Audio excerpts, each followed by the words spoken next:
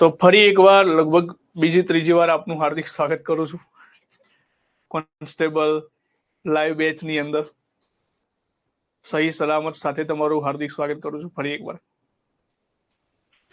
ચલો હવે કોઈ પ્રોબ્લેમ નહીં આવે, બરાબર. સ્ટુડિયો ચેન્જ થઈ ગયો છે તો હવે કોઈ પ્રોબ્લેમ નહીં આવે, આપણે ફરી શરૂઆત કરીએ, બરાબર.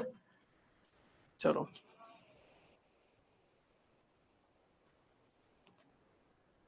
ઓકે, તો આપણે અટક્યા હતા છેલ્લે સાહેબ અનુસૂચિ 3 ઉપર ક્યાંક અટક્યા હતા, બરાબર. તો હવે નેક્સ્ટ અનુસૂચિ વિશે તમને લખાઈ દઉં. અનુસૂચિ 4. અનુસૂચિ 4 લખજો અહીંયા, અનુસૂચિ 4.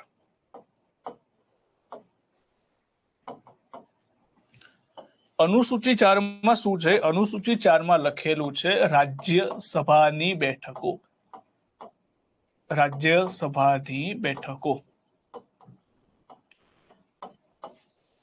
તો રાજ્યસભાની બેઠકો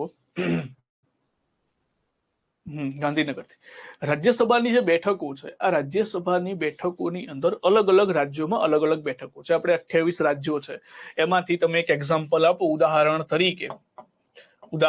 તરીકે ઉત્તર પ્રદેશ,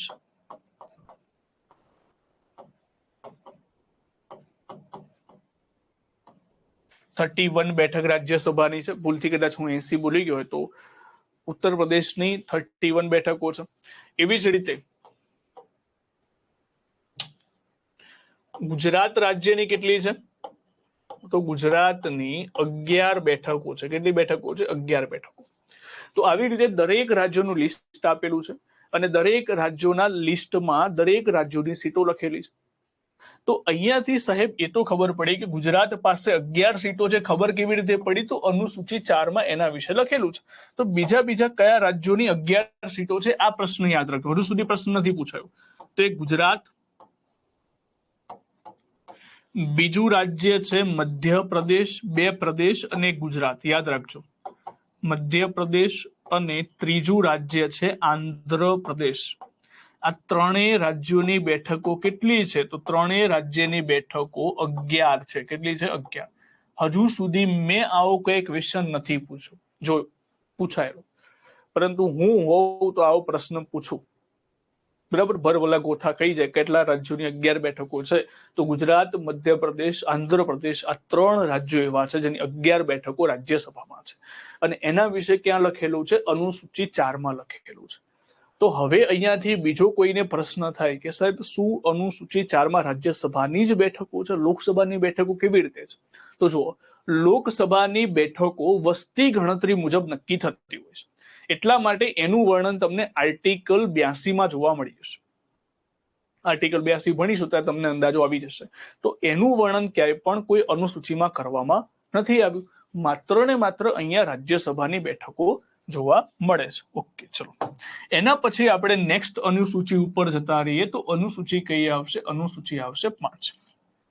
અનુસૂચિ આવશે 5. તો લખજો અનુસૂચિ 5. અનુસૂચિ 5.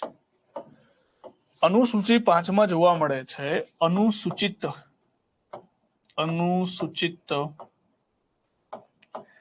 જાતિ જનજાતિ વિસ્તાર. જાતિ જનજાતિ વિસ્તાર. હવે સાહેબ આ શું છે? અનુસૂચિત જાતિ જનજાતિ વિસ્તાર. ચલો હવે જો અનુસૂચિત જાતિ જનજાતિ વિસ્તારમાં શું છે?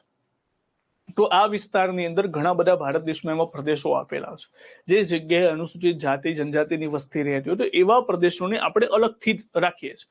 કેમ? કારણ કે એમના માટે નિયમો અલગ અલગ હોય છે, અમુક વસ્તુની છૂટછાટ આપવામાં આવે છે. તો એવા વિસ્તારોને આપણે જાહેર કરવાના છે અને એવા વિસ્તારો કઈ અનુસૂચિ મુજબ રહેશે? અનુસૂચિ 5 મુજબ. હવે પ્રશ્ન એ થાય છે કે સાહેબ આવા વિસ્તાર, અનુસૂચિત જાતિ જનજાતિના વિસ્તાર જાહેર કોણ કરશે? તો જાહેર કોણ કરશે? તો ખાસ યાદ રાખજો, એ વિસ્તાર જાહેર કરશે રાષ્ટ્રપતિ. કોણ જાહેર કરે છે? રાષ્ટ્રપતિ જાહેર કરે છે. અને જે વિસ્તાર જાહેર કરે એ વિસ્તારના નિયમો કોણ બનાવે છે? એ વિસ્તારના નિયમો બનાવશે જે તે રાજ્યના રાજ્યપાલ. જે તે રાજ્યના રાજ્યપાલ. કોઈ વિસ્તાર જાહેર કરી દીધો કે આ વિસ્તાર અનુસૂચિત જાતિનો છે,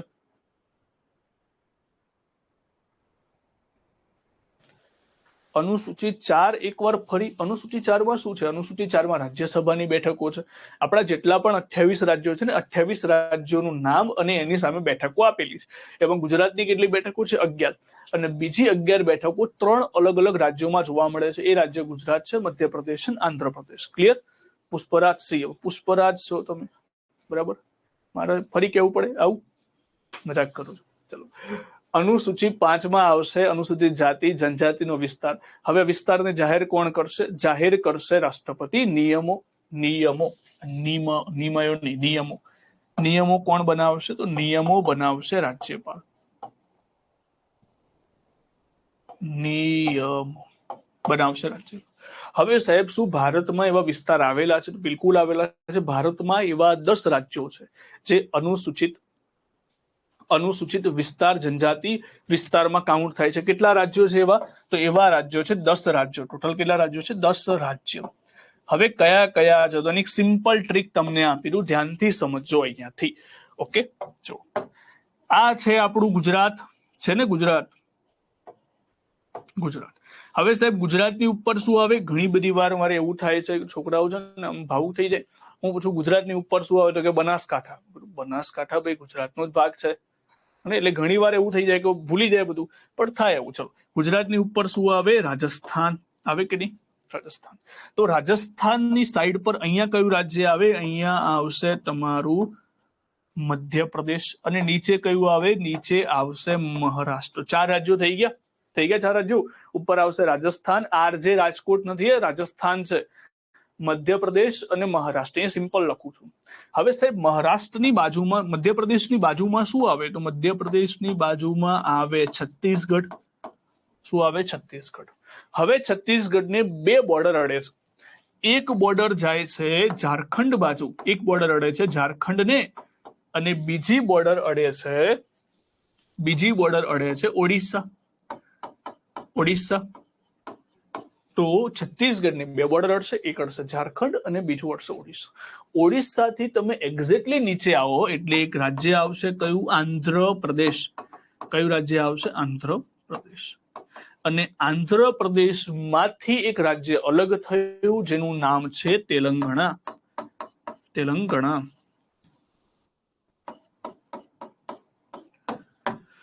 ચલો, તો આ થઈ ગયા કેટલા રાજ્યો સાહેબ? આ થઈ ગયા આ 9 રાજ્યો, બરાબર? 1 2 3 4 5 6 7 8 9. તમે તો 10 લખ્યા છે. તો જો રાજસ્થાનની ઉપરની ઉપર હિમાચલ પ્રદેશ શિમલા મનાલી વાળું, તો તમારે યાદ રાખવાનું છે આવી રીતે ડબલ હિમાચલ પ્રદેશ HM. તો આ થઈ ગયા તમારા 10 રાજ્યો. આ 10 રાજ્યો એવા છે જે કેવા વિસ્તારમાં ગણાય છે? અનુસૂચિત જાતિ જનજાતિનો વિસ્તારમાં કાઉન્ટ થાય છે. શું સાહેબ? સંપૂર્ણ ગુજરાતનો એક ડાંગ જિલ્લો, છોટા ઉદયપુર છે, આ બધા વિસ્તારો નથી કહેતો. અમુક કોઈ પ્રદેશને 10 રાજ્યોમાંથી કોઈક એવા પ્રદેશો છે જે જગ્યાએ અનુસૂચિત જાતિ જનજાતિ વિસ્તારો જોવા મળે છે. Yes, very good. પેસા એક્ટ સમાન, પેસા એક્ટ પણ તમે ગણી શકો, બરાબર? Panchayat extension to the schedule area 1996. ચલો, ખ્યાલ આવી ગયો. તો અનુસૂચિ 5 માં કયા વિસ્તારો છે? તો આ 10 રાજ્યો તમને જોવા મળે છે. હવે માની લો કાલે ઉઠીને રાષ્ટ્રપતિને એવું થાય છે કે આપણે હવે કોઈ નવું રાજ્ય, એટલે કે માની લો કે સાહેબ બિહાર છે, બરાબર? બિહારના કોઈ પ્રદેશને અનુસૂચિત વિસ્તારમાં ઉમેરવું છે, તો રાષ્ટ્રપતિ ઉમેરી દેશે. તો અહીં એક રાજ્ય બીજું એડ થઈ જશે. કયું રાજ્ય? બિહાર રાજ્ય.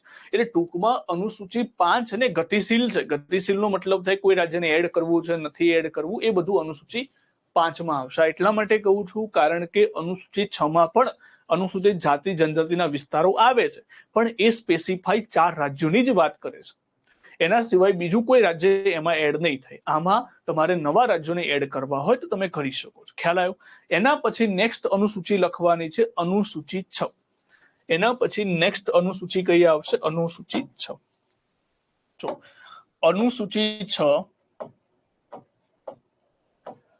અનુસૂચિ 6 માં આવશે 4 રાજ્યો. આ પણ શું છે? અનુસૂચિત. ખાલી ડાયરેક્ટ તમે એક કામ કરો, અનુસૂચિ 6 માં 4 રાજ્યો લખો. આસામ, અમે શોર્ટકટમાં તમને લખાઈ દઉં છું, શોર્ટકટ લખજો. અમે મિત્ર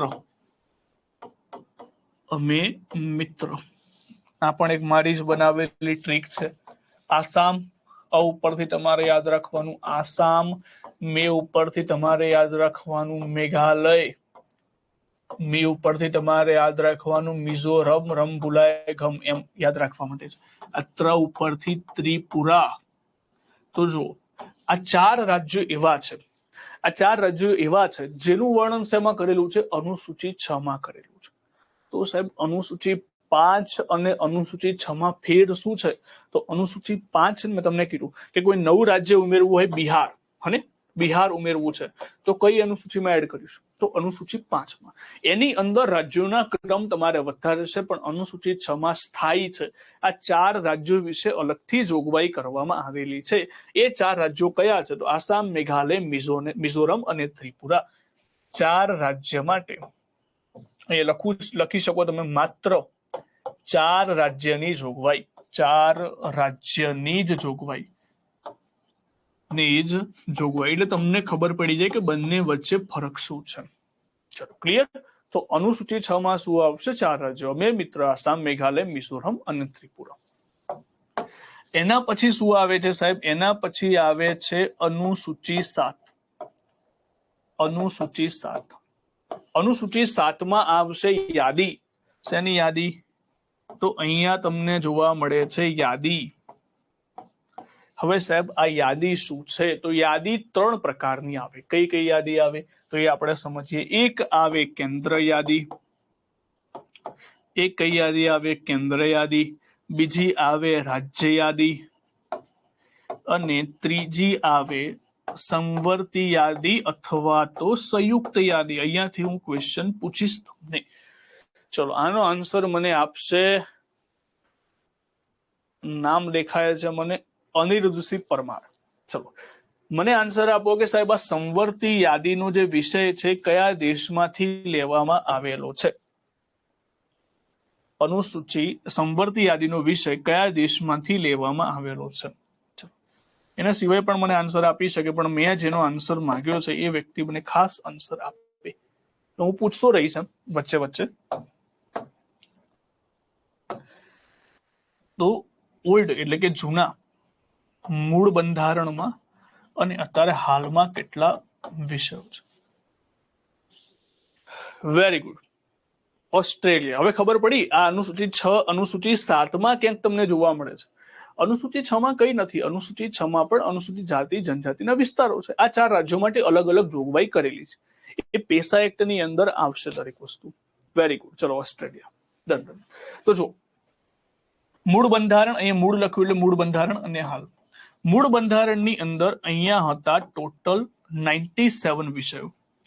અત્યારે હાલની અંદર કાઉન્ટ થાય છે 100 જેટલા વિષયો. રાજ્ય યાદીની અંદર હતા સબ્જેક્ટ 66 વિષયો. અત્યારે હાલની અંદર 61 વિષયો.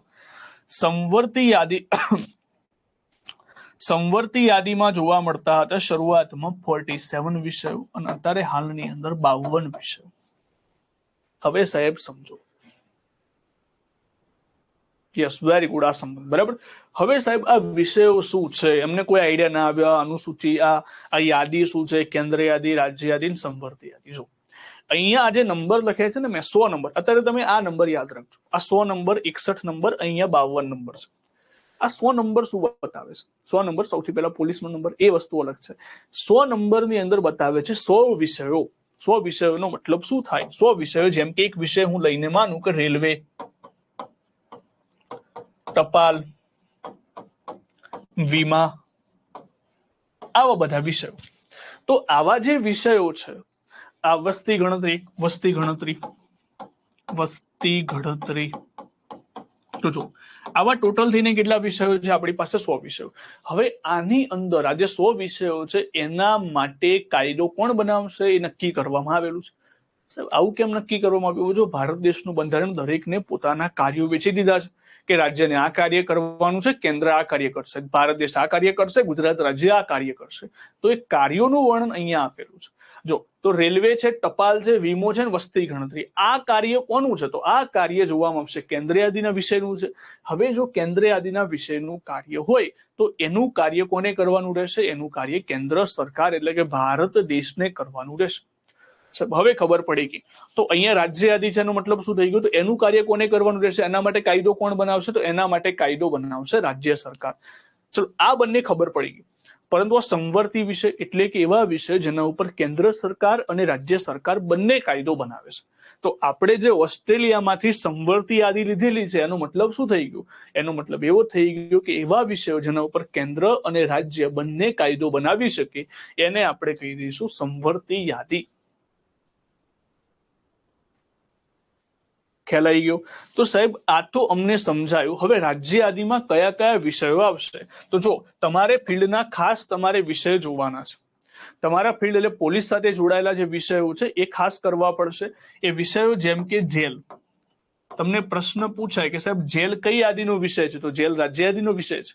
તમને પ્રશ્ન પૂછાય પોલીસ કઈ યાદીનો વિષય છે? તો પોલીસ કઈ યાદીનો વિષય છે? રાજ્ય યાદીનો વિષય છે. મનોરંજન, પીણા. તમે જો ગુજરાતની અંદર દારૂબંધી છે, શું દરેક જગ્યાએ દારૂબંધી છે? ના, એ પોતાને ગુજરાત રાજ્ય નક્કી કરશે કે અમારે દારૂબંધી રાખવી છે કે નથી રાખવી. દરેક રાજ્યોમાં અલગ અલગ નિયમો છે.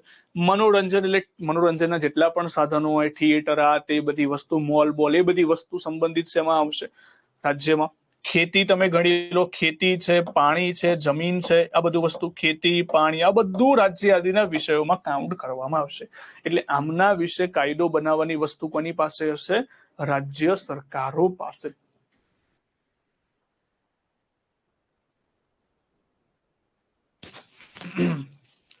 ઓગણત્રીસ નવેમ્બર 1949 ના દિવસે આપણું બંધારણ બનીને તૈયાર થયું હતું. બરાબર, એ તારીખ છે. હવે જો અમુક બુકોની અંદર તમને અહીંયા 98 જોવા મળે છે, પણ હું જે લખાવું છું એ કમ્પ્લીટ ડેટા પ્રમાણે હાલમાં 100 વિષયો છે.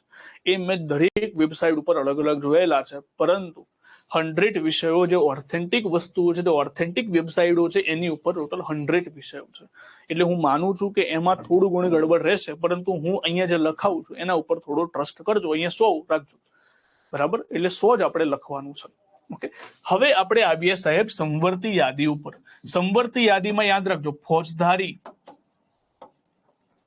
ફોજદારી કાયદો આ કઈ યાદીનો વિષય છે? તો યાદ રાખજો ફોજદારી કાયદો સંવર્તી યાદીનો. પછી એક વસ્તુ આવશે નિવારક અટકાયત. કદાચ આના વિશે તમને આઈડિયા ના હોય તો આગળ જઈને આપણે ભણીશું નિવારક અટકાયત. તો આના વિશે પણ કયો યાદીનો વિષય છે? સંવર્તી યાદીનો વિષય છે કે એ નિવારક અટકાયતની અંદર કેન્દ્ર સરકાર, રાજ્ય સરકાર બંને કાયદો ઘડી શકે. તો એવા જે વિષયો છે એના ઉપર તમને જોવા મળશે. પછી તમારે યાદ રાખવાનું છે વસ્તી નિયંત્રણ.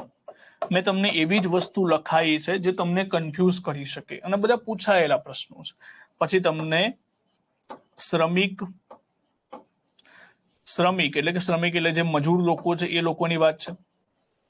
શ્રમિક લોકો વિશેની કોઈ વાત હોય તો એ બધું તમને શેમાં જોવા મળશે? એ બધું સંવર્તી યાદીનો વિષય છે. ટૂંકમાં અહીંયા કહેવામાં આવ્યું છે કઈ સરકાર એટલે કે કેન્દ્ર સરકાર કયા વિષય ઉપર કાયદો બનાવશે, રાજ્ય સરકાર કયા વિષય ઉપર કાયદો બનાવશે, અને સંવર્તી એટલે કે કેન્દ્ર રાજ્ય સરકાર ક્યારે કાયદો બનાવશે. હજુ કોઈને સાહેબ એવો પ્રશ્ન થાય કે માની લો કે સાહેબ કોઈ નવો જ વિષય બનીને આવ્યો, તો નવો વિષય કેવી રીતે બની શકે? તમે વિચાર કરો, હું 1950 ની વાત કરું તો 1950 કોઈએ વિચાર્યું હતું કે સાયબર ક્રાઇમ આવશે? આવું કઈ સાયબર ક્રાઇમ આવું કંઈક આવશે એવું કોઈ વિચાર્યું પણ ના હોય. અને તો નવો વિષય થઈ ગયો. તો કાલે ઉઠીને ભારત દેશમાં કોઈ નવો વિષય આવી ગયો તો શું કરવું? તો યાદ રાખજો એના માટે પણ લખી દેવામાં આવ્યું છે. તો એના ઉપર કાયદો કોણ બનાવશે? જેમ કે એના ઉપર કાયદો બનાવવાની શક્તિને આપણે કહીએ છીએ અવશિષ્ટ શક્તિ અથવા તો અવશિષ્ટ સત્તા. અવશિષ્ટ સત્તાનો મતલબ શું થાય? અવશિષ્ટ સત્તાનો મતલબ એવો થાય કોઈ એવો વિષય જ્યાં ત્રણેય યાદીમાં નથી એવા વિષય ઉપર કાયદો બનાવવાની શક્તિ માત્ર ને માત્ર કેન્દ્ર સરકાર પાસે રહેશે એવી વસ્તુ શેમાં લખી દેવામાં આવે છે અવશિષ્ટ સત્તાની અંદર તો લખજો એવો વિષય જે ત્રણેય યાદીમાં સામેલ ત્રણેય યાદીમાં સમાવેશ ન હોય તેના પર કેન્દ્ર સરકાર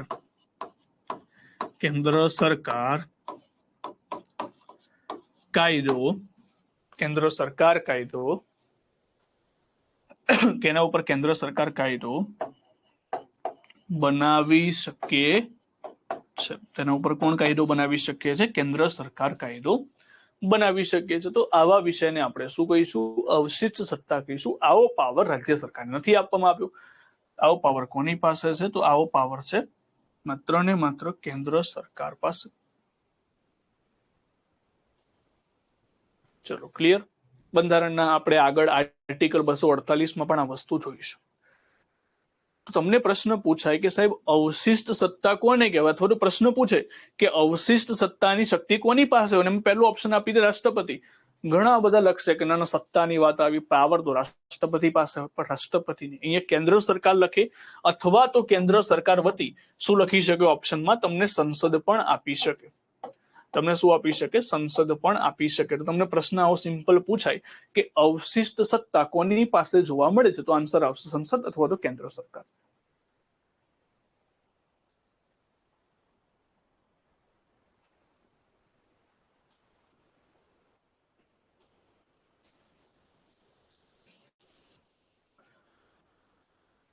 હા 26 નવેમ્બર 1949 જ કહું છું ને હું ક્યાં અલગ કહું છું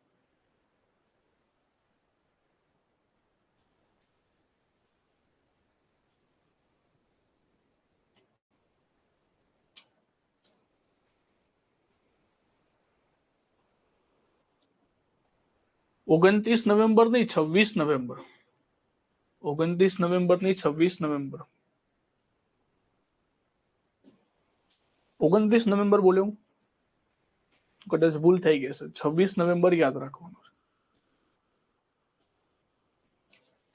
છે ચલો ક્લિયર થઈ ગયું તો અનુસૂચિ 7 માં શું આવશે અનુસૂચિ 7 માં યાદી આવશે તમે બધા સમજી શકો છો હું 29 નવેમ્બર ની 26 નવેમ્બર જ આવશે કદાચ ભૂલમાં નીકળી જાય મારે તો સમજી લેજો તમે ઓકે તો અહીંયા અનુસૂચિ 7 માં આવશે યાદીમાં કેટલી યાદી છે કેન્દ્ર યાદી રાજ્ય યાદી સમર્થ યાદીમાં કોઈને પ્રશ્ન અચ્છા ના 26 નવેમ્બર ક્યાંક ભૂલ હોય તો મને કહેતા રહેજો બરાબર હું એ થોડું ઘણું શીખું જ છું તમે મને શીખવાડો હું પણ તમને શીખવાડું બરાબર આપલે બનતું રહે ચલો તો આના પછી આપણે આગળ વધીએ અનુસૂચિ 8 ઉપર અનુસૂચિ 8 ની અંદર તમને જોવા મળે છે ભાષા અનુસૂચિ 8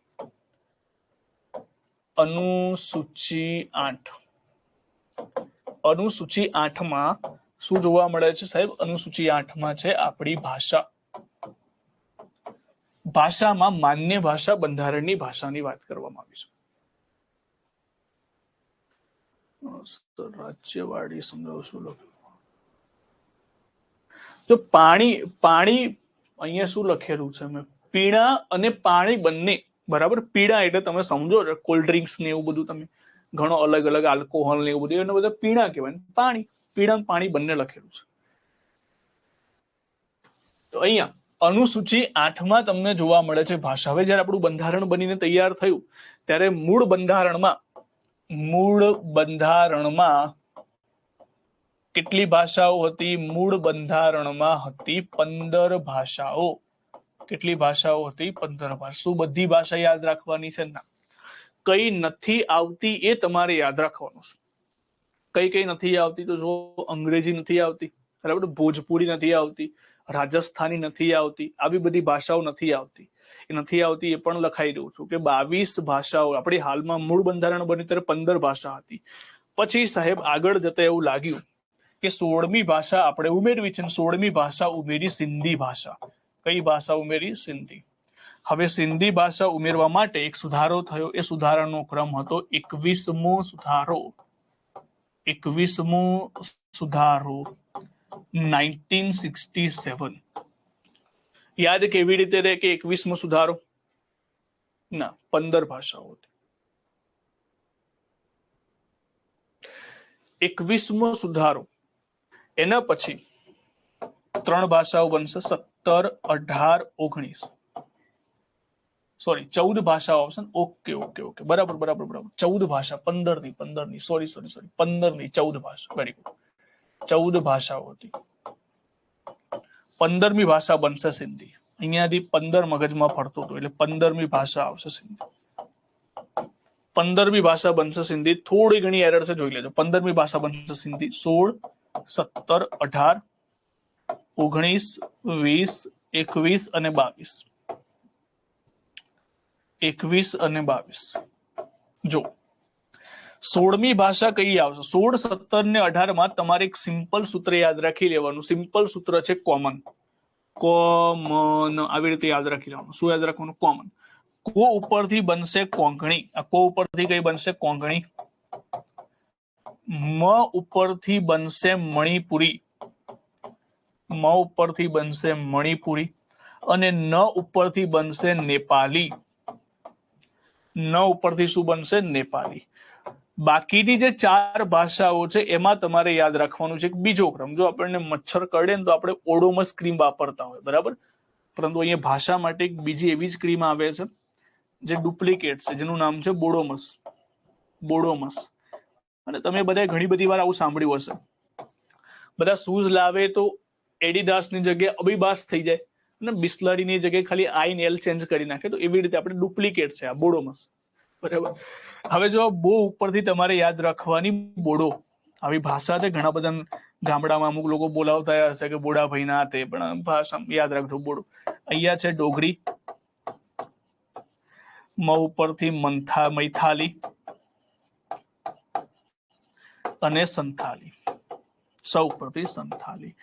હવે યાદ રાખવાનું છે કે સાહેબ આ ત્રણેય ભાષાઓ કયા સુધારામાં ઉમેરવામાં આવી? તો ઉમેરવામાં આવી 71મો સુધારો.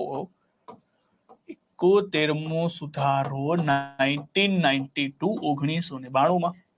અને આ જે ભાષા છે આ બંનેનો સરવાળો કરી નાખો. 71 વત્તા 91 કેટલા થાય? તો 92.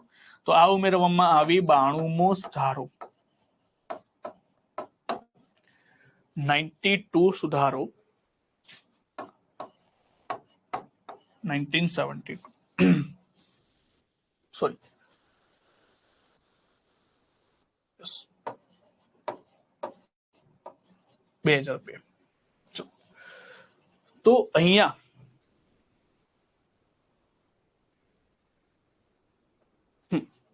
બરાબર છે. તો અહીંયા જોડે 2003. ઓકે 2003. તો અહીંયા તમે ધ્યાનથી સમજો. અહીંયા 2003. જો તો અહીંયા ધ્યાનથી સમજો. 15મી ભાષા કઈ બની? સિંધી. પછી તમારે યાદ રાખી લેવાનું કોંકણી, મણિપુરી, નેપાલી કોમન અને બોડોમસ. બોડો, ડોગરી, મૈથાલી, સંથાલી.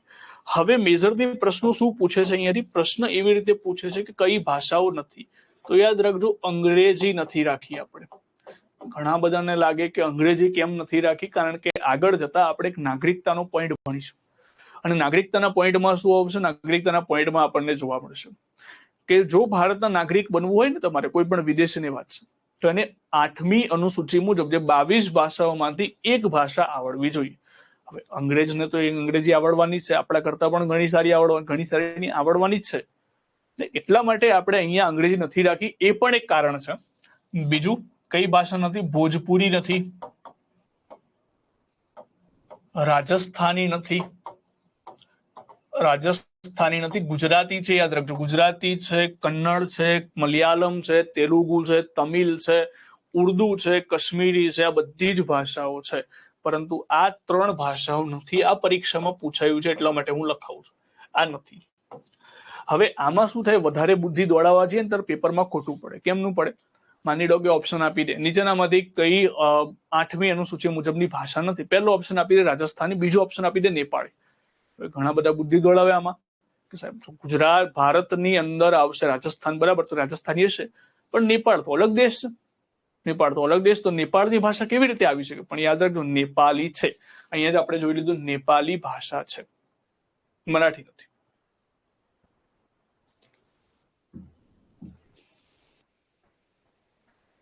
જો આમાં કેવું છે કે ભાષાની સાથે સાથે એની પોતાની એક લિપિ હોવી જોઈએ.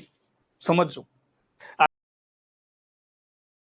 કે તમે કચ્છી ભાષા, હવે કચ્છી ભાષા તો બોલી છે, ભાષા છે, પણ લિપિ નથી એની.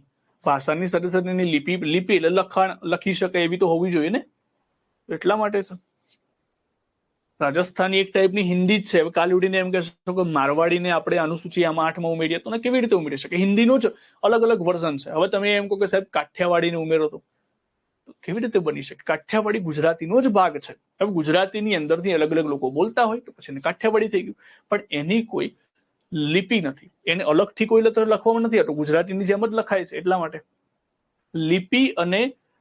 લિપિ અને ભાષા બંનેમાં ફેર છે. લિપિ એને લખાય કહેવાય, બોલાય એને ભાષા કહેવાય. તો બંને હોવું જોઈએ પોતપોતાનું અલગ. ખ્યાલ આવી ગયો? તો આ બધું અલગ અલગ લખાય છે એટલા માટે. તો અનુસૂચિ 8માં તમને જોવા મળશે ભાષા. તો અહીંયાથી ધ્યાનથી સમજજો, જ્યારે મૂળ બંધારણ બન્યું ત્યારે અહીંયા સુધી જ આપણે અનુસૂચિ રાખી હતી. આપણને એવું હતું કે હવે આપણે અનુસૂચિ ઉમેરવાની જરૂર નથી પડવાની, પરંતુ આગળ જતા થોડા ઘણા પ્રોબ્લેમ્સ બનતા ગયા, એમ અનુસૂચિ એડ કરવી પડી. જેમ કે 9મી અનુસૂચિ. 9મી અનુસૂચિ તમને જોવા મળશે જમીન સુધારણા કાયદા. અનુસૂચિ 9, અનુસૂચિ 9, જેમાં તમને જોવા મળશે જમીન સુધારણા કાયદા. જમીન સુધારણા કાયદા. હવે સાહેબ આની અંદર શું છે? જમીન સુધારણા કાયદા શું છે? જો આના વિશે હું વધારે ડિટેલ્સમાં આર્ટિકલ 13 આવશે ને ત્યારે પણ ભણાવીશ, પણ અત્યારે હું બેઝિક ચર્ચાઓ તમને કરી દઉં છું. ના નથી, મરાઠી નથી.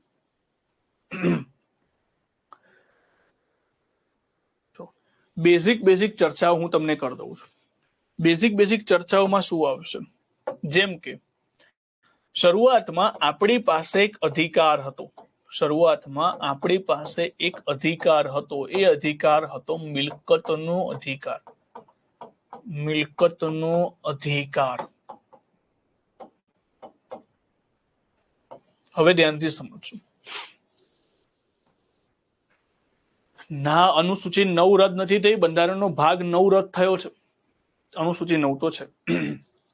જો મિલકતનો અધિકારમાં શું હતું? ઉદાહરણ તરીકે માની લો કે સાહેબ મારી પાસે આ ખેતર છે, બરાબર, ગિફ્ટ સિટીની આસપાસ જ ખેતર છે મારું, આ ઉદાહરણ તરીકે, બરાબર.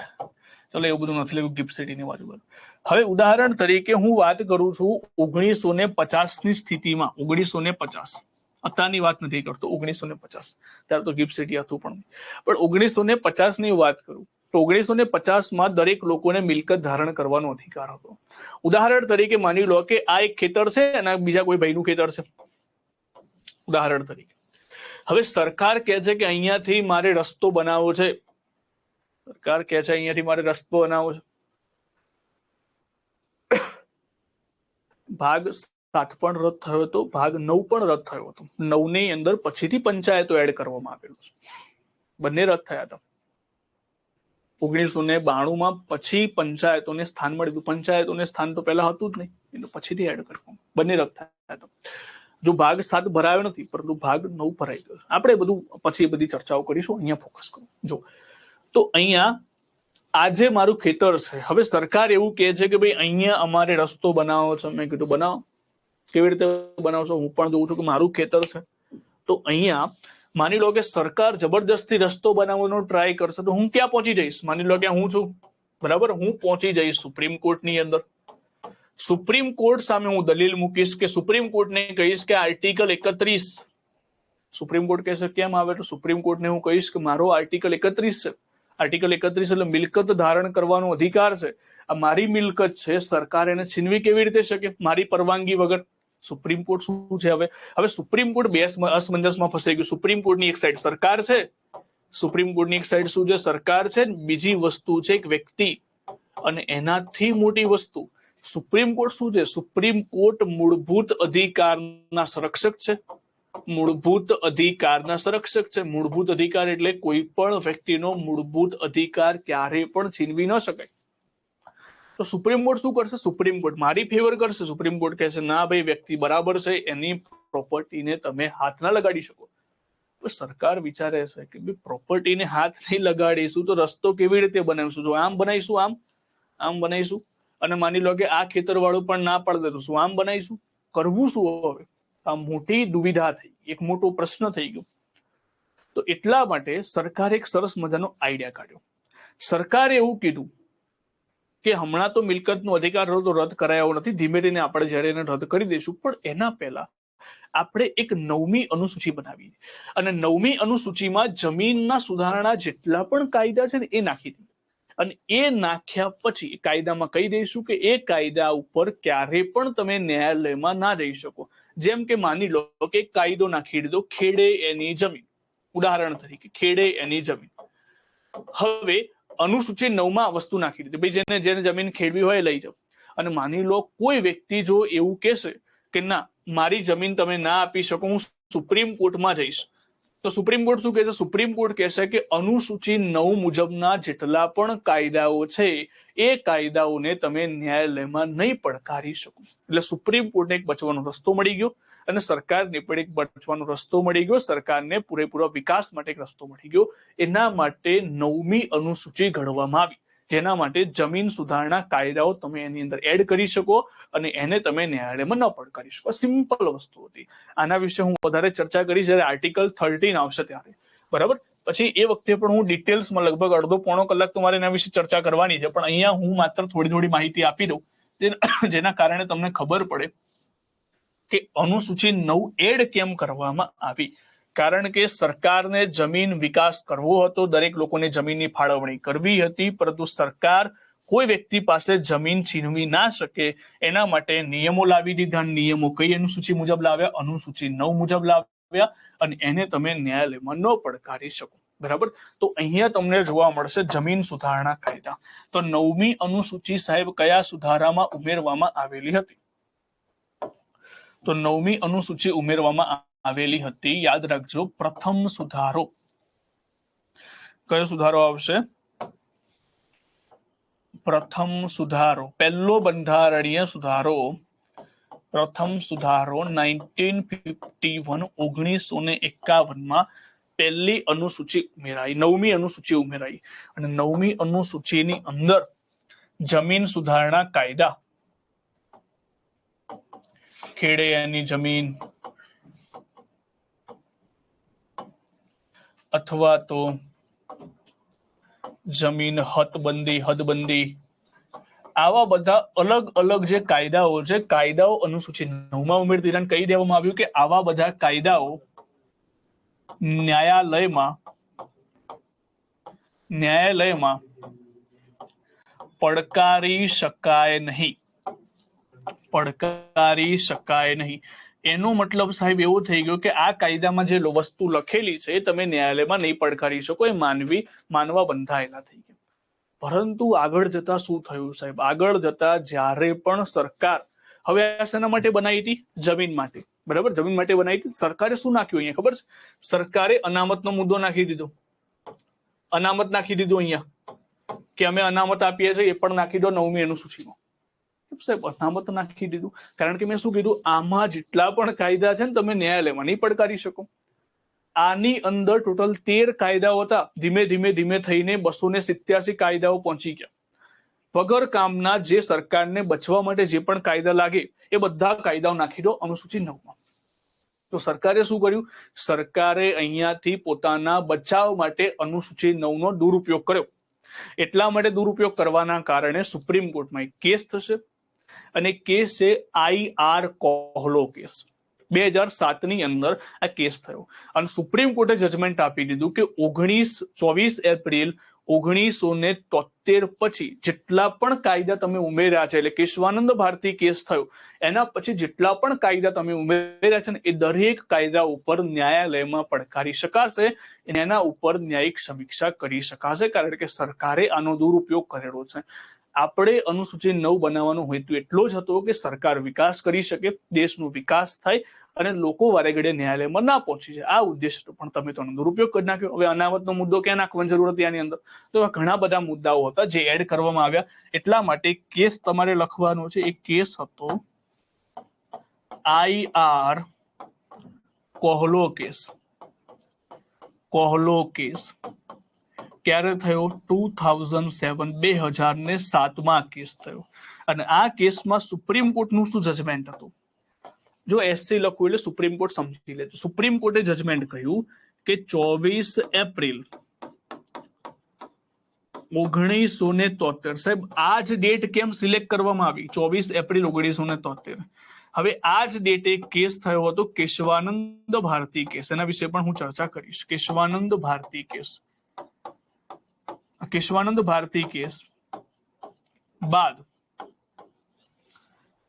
કેશવાનંદ ભારતી કેસ બાદ તમામ કાયદામાં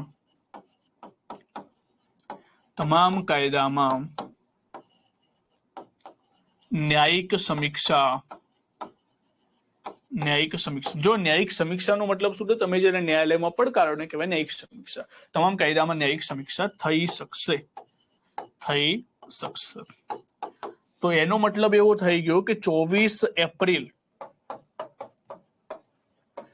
1973 પહેલાના કાયદામાં નહીં થાય. તો એ પણ લખી દઈએ. 24 એપ્રિલ 1973 ના પહેલાના કાયદામાં નહીં.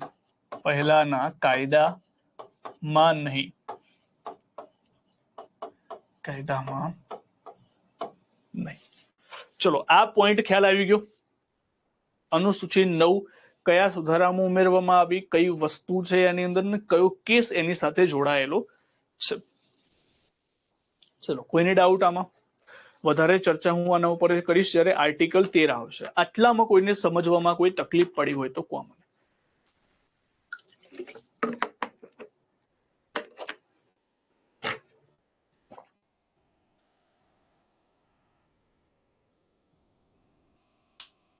નહીં ને? ચલો,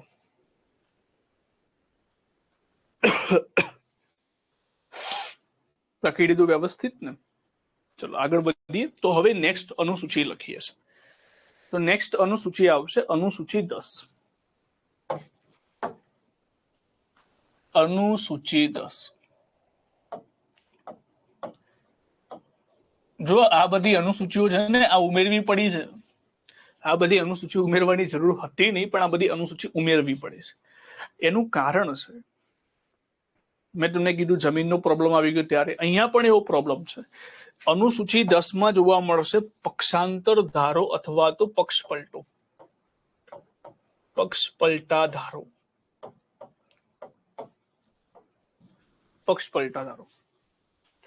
તો અનુસૂચિ 10 ક્યારે ઉમેરવામાં આવી પહેલા એના વિશે આપણે ચર્ચા કરીએ. તો જો અનુસૂચિ 10 ઉમેરવામાં આવી 52મો સુધારો 1985. કેવી રીતે આને યાદ રાખવાનું? જો આને 52 છે ને, 52 ને ગુજરાતીમાં આવું લખાય પર, એટલે આને પક્ષાંતર ધારો કહેવાય. જો પ ઉપર અને આ છેલ્લે આવું બને ને પક્ષાંતર, તો થઈ ગયું ને સેટ. પક્ષાંતર ધારો. અને સાલ કઈ આવશે? 1985. તમને પૂછે કઈ અનુસૂચિ, તો આગળનો ગુણાકાર કરી નાખો. 5 દુ કેટલા થઈ ગયા? 10. તો એ રીતે યાદ રાખી લેજો. તો 10મી અનુસૂચિ, તો તમને 10 ને કોના વડે ભગાય? તો તમારે સિમ્પલ એક વસ્તુ યાદ આવે, 5 દુ ને 10. આમ તો 10 એકા 10 એ આવે, પણ તમને યાદ શું આવે? 5 દુ 10 અને 5 અને 2 ઉપરથી શું બને? 52. 52નો સુધારો 1985. હવે સાહેબ આ પક્ષાંતર ધારો અથવા તો પક્ષપલટા ધારો છે શું? એક એક્ઝામ્પલ તમને આપું. માની લો ઉદાહરણ તરીકે એક એક્ઝામ્પલ આપીને તમને સમજો. બીજેપી પાર્ટી ગુજરાત વિધાનસભામાં કોઈ બિલ લાવે છે અને અહીંયા છે કોંગ્રેસ અને અહીંયા આમ આદમી પાર્ટી, બંને સંયુક્ત માનીને ચાલી. હવે બીજેપી કોઈ બિલ આવે છે, માની લો કે એની અંદર 3, 4, 5 મુદ્દાઓ છે, અને બિલ માની લો કે આવું છે કે ઢોર નિયંત્રણનું બિલ છે, ઢોર નિયંત્રણનું બિલ. એટલે કે બીજેપી પાર્ટી એવું કહે છે કે ભાઈ જુઓ, રસ્તા પર જેટલા ઢોર રખડે છે આપણે એને નહીં પકડીએ હવેથી, બરોબર, પહેલા પકડતા હતા પણ હવેથી નહીં પકડીએ, આવું બિલ લાવે છે બીજેપી પાર્ટી. બીજેપી પાર્ટી કહી દે છે કે આની અંદર બધા લોકો હાજર રહેવાનું છે. આ બિલમાં એક વ્હીપ જાહેર કરે. વ્હીપનો મતલબ શું થાય કે દરેક લોકોને આદેશ આપી દેવામાં આવે કે આ બિલ જ્યારે રજૂ થાય બધા લોકોએ હાજર રહેવાનું અને બધા લોકોએ હામાં તમારે મત આપવાનો છે કે અમે આ બિલ સાથે એગ્રી છે. તો કે તો આવું બિલ આવે છે. હવે ધ્યાનથી સમજો, જ્યારે આવું બિલ આવે છે તો બીજેપી પાર્ટીના એક મંત્રી હોય છે, મંત્રી છે નીતિનભાઈ આપણા, અને નીતિનભાઈ ઘણા બધા નટુ કાકાના નામ પે પણ ઓળખતા હોય છે, જે હોય નીતિનભાઈ. હવે નીતિનભાઈ એવું કહે છે કે ના ભાઈ, તમે જે વ્હીપ જાહેર કર્યો છે, માની લો કે ઉદાહરણ તરીકે આ બિલ જાહેર થવાની વાત થઈ, બિલ જાહેર થવાની અંદર નીતિનભાઈ કહે છે કે ના, આવો કાયદો ના આવો જે ઢોરને ખરેખર પકડવા જોઈએ, હું આનો વિરોધ કરું છું. તો શું આનો વિરોધ કરી શકે કે ના કરી શકે? ચલો મને કોઈ કોમેન્ટમાં કહેશે કે માની લો કે બીજેપી પાર્ટી એવું બિલ લાવવા માંગે છે ને એ જ પાર્ટીના કોઈ નેતા એવું કહેશે કે ના, આમાં હું નામાં મત આપું છું. બીજેપી વ્હીપ જાહેર કર્યો હતો કે આમ બધા લોકોએ હામાં મત આપવાનું છે, તો કોઈ વ્યક્તિ પોતાના પાર્ટીથી વિરોધમાં જઈ શકે? જઈ શકે કે ના જઈ શકે? ચલો પહેલો આન્સર આવી ગયો ના. ચલો તમારું બધાનું જનરલી બધાનું કેવું છે કે ના કરી શકે. ઘણા બધા હા પણ કહે છે, જઈ પણ શકે, ના પણ જઈ શકે. એનું પ્રેક્ટિકલ એક્ઝામ્પલ સમજો. પ્રેક્ટિકલ એટલે તમને સમજવું હોય. જો નીતિનભાઈ પટેલ કહે છે ના, કે ના, કારણ બધા પૂછે ભાઈ તમે કેમ ના પાડો છો? બીજેપી પાર્ટીના કાર્યાલયમાં બધા કમલમમાં ભેગા થયા, તમે કેમ ના પાડો છો? તો ધીમે રહીને બોલ્યા કે તમને ખબર છે આજથી થોડા સમય પહેલા મારો એક વિડીયો વાયરલ થયો હતો. કયો વિડીયો? કે આજુબાજુ મારી પાસે જેડ સિક્યોરિટી હતી, મને સિંગડું મારીને ભાગી ગયું. મને વાગ્યું છે, તમને બધાને થોડું વાગ્યું છે ભાઈ? ખરેખર અહેસાસ મને થાય છે તો આ વસ્તુ ના થવી જોઈએ. આજે મારા જોડે થઈ, કાલે ઉઠી તમારા બધા જોડે થશે. તો આની અંદર આ વસ્તુ થવી ખૂબ જરૂરી છે. તો એ અલગ મુદ્દો થઈ જશે. એટલે ટૂંકમાં નીતિનભાઈ પટેલ ના પાડે છે. તો જો જ્યારે પણ આવું કોઈ વ્યક્તિ કરે છે, કોઈ વ્યક્તિ પોતાના પાર્ટીથી વિરોધમાં જઈને મતદાન કરે છે, તો એને 15 દિવસમાં માફી માંગવી પડે પાર્ટી સાથે. બીજેપી પાર્ટી કહેશે નીતિનભાઈ જે થયું એ થઈ ગયું, વાંધો નહીં, તમારે 15 દિવસમાં માફી માંગવી પડશે. નીતિનભાઈ કે હું કેમ માફી માંગુ ભાઈ, હું તો માફી નહીં માંગુ. તો જો એવું જાહેર કરી દે કે ના હું માફી નહીં માંગુ, તો પછી શું કરવામાં આવશે? તો એ વ્યક્તિ સંસદ સભ્ય અથવા તો વિધાનસભ્ય તરીકે ગેરલાયક પણ બની શકે છે. હવે સાહેબ એ લાયક છે કે ગેરલાયક છે એનો નિર્ણય કોણ કરશે? તો એનો નિર્ણય કરશે વિધાનસભાના અધ્યક્ષ. એને શંકરસિંહ ચૌધરી સામે મોકલવામાં આવશે. નીતિનભાઈ પટેલને પૂછશે કે તમે ખરેખર બીજેપી પાર્ટીના વિરુદ્ધમાં ગયા છો કે નથી ગયા? તો કહેશે કે ના હું ગયો છું, તો તમે આજથી વિધાનસભ્ય નથી. બસ સિમ્પલ વસ્તુ. ટૂંકમાં અહીંયા ઘણી બધી વાર એવું જોવા મળે છે કે સભ્ય તરીકે ગેરલાયકાત થઈ જશે. એટલા માટે નિયમ છે, કોઈ પણ વ્યક્તિ પોતાના પાર્ટીથી વિરુદ્ધમાં ના જઈ શકે. બરાબર? તો એક નિયમ છે. તો આવા બધા જે નિયમો છે એના ઉપર નીતિનભાઈ પટેલ ઉપર કયો ધારો લાગ્યો? તો એ ધારાને આપણે કહીશું પક્ષાંતર ધારો. અને આ પક્ષાંતર ધારા અંતર્ગત નિર્ણય કોને લીધો? તો નિર્ણય લેશે જે તે ગૃહના અધ્યક્ષ. આ તો આપણે ગુજરાતની વાત કરી દીધી. એવી રીતે દેશમાં પણ ઘણા બધા ઉપર લાગેલા છે. આમાં એક સ્ટોરી એવી છે કે શરૂઆતમાં તો જો ભારત દેશની અંદર 1950 થી લઈને 1967 સુધી ખાલી ને ખાલી કોંગ્રેસની સરકાર જ હતી દેશ અને રાજ્યોમાં દરેક જગ્યા ઉપર. એટલે પક્ષાંતર ધારો લાગવાનો તો કોઈ ચાન્સ જ નતો. બરાબર? કારણ કે આમાં શું થાય, બીજી પાર્ટીના વિરુદ્ધમાં જાવ તો 1967 સુધી તો એક જ સરકાર હતી, કોંગ્રેસની સરકાર, એટલે કોઈ મુદ્દો આવતો જ નતો. 1967 પછી સરકાર જયારે બદલાઈ, રાજ્યોની અંદર અલગ અલગ રાજ્યોમાં બદલાઈ, ત્યારે એક મંત્રી હતા હરિયાણાના મંત્રી હતા. એમના ઉપરથી કહેવત પણ આગળ જતા બની. હવે મંત્રીએ શું કર્યું, એક જ દિવસમાં અલગ અલગ 3 પાર્ટીઓ બદલી નાખી, જેના કારણે એમને એ નામથી ઓળખવામાં આવે. એ મંત્રી હરિયાણાના હતા, નામ હતું આયારામ. એમના નામ ઉપરથી કહેવત બની આયારામ ગયારામ. એક જ દિવસમાં 3 પાર્ટી, સવારે એ બેઠા હોય, બપોર ત્યાં બેઠા હોય, સાંજ ત્યાં બેઠા હોય, ખબર જ ના પડે કઈ પાર્ટીના છે ભાઈ. એટલા માટે એમના ઉપરથી એક કહેવત બને છે આયારામ ગયારામ કરીને, કે આયારામ ગયારામ. હમણાં કહેવત વધારે વાયરલ પણ થયેલી હશે, તમે સાંભળ્યું હશે, જ્યારે નીતિશ કુમાર બિહારના મુખ્યમંત્રી, ત્યારે બીજેપી અલગ અલગ પાર્ટીની અંદર જોડાયા ત્યારે આયારામ ગયારામ. તો આ કહેવત અથવા તો પલટુરામ પણ કહેવામાં આવે છે, અલગ અલગ નામથી ઓળખવામાં આવે છે.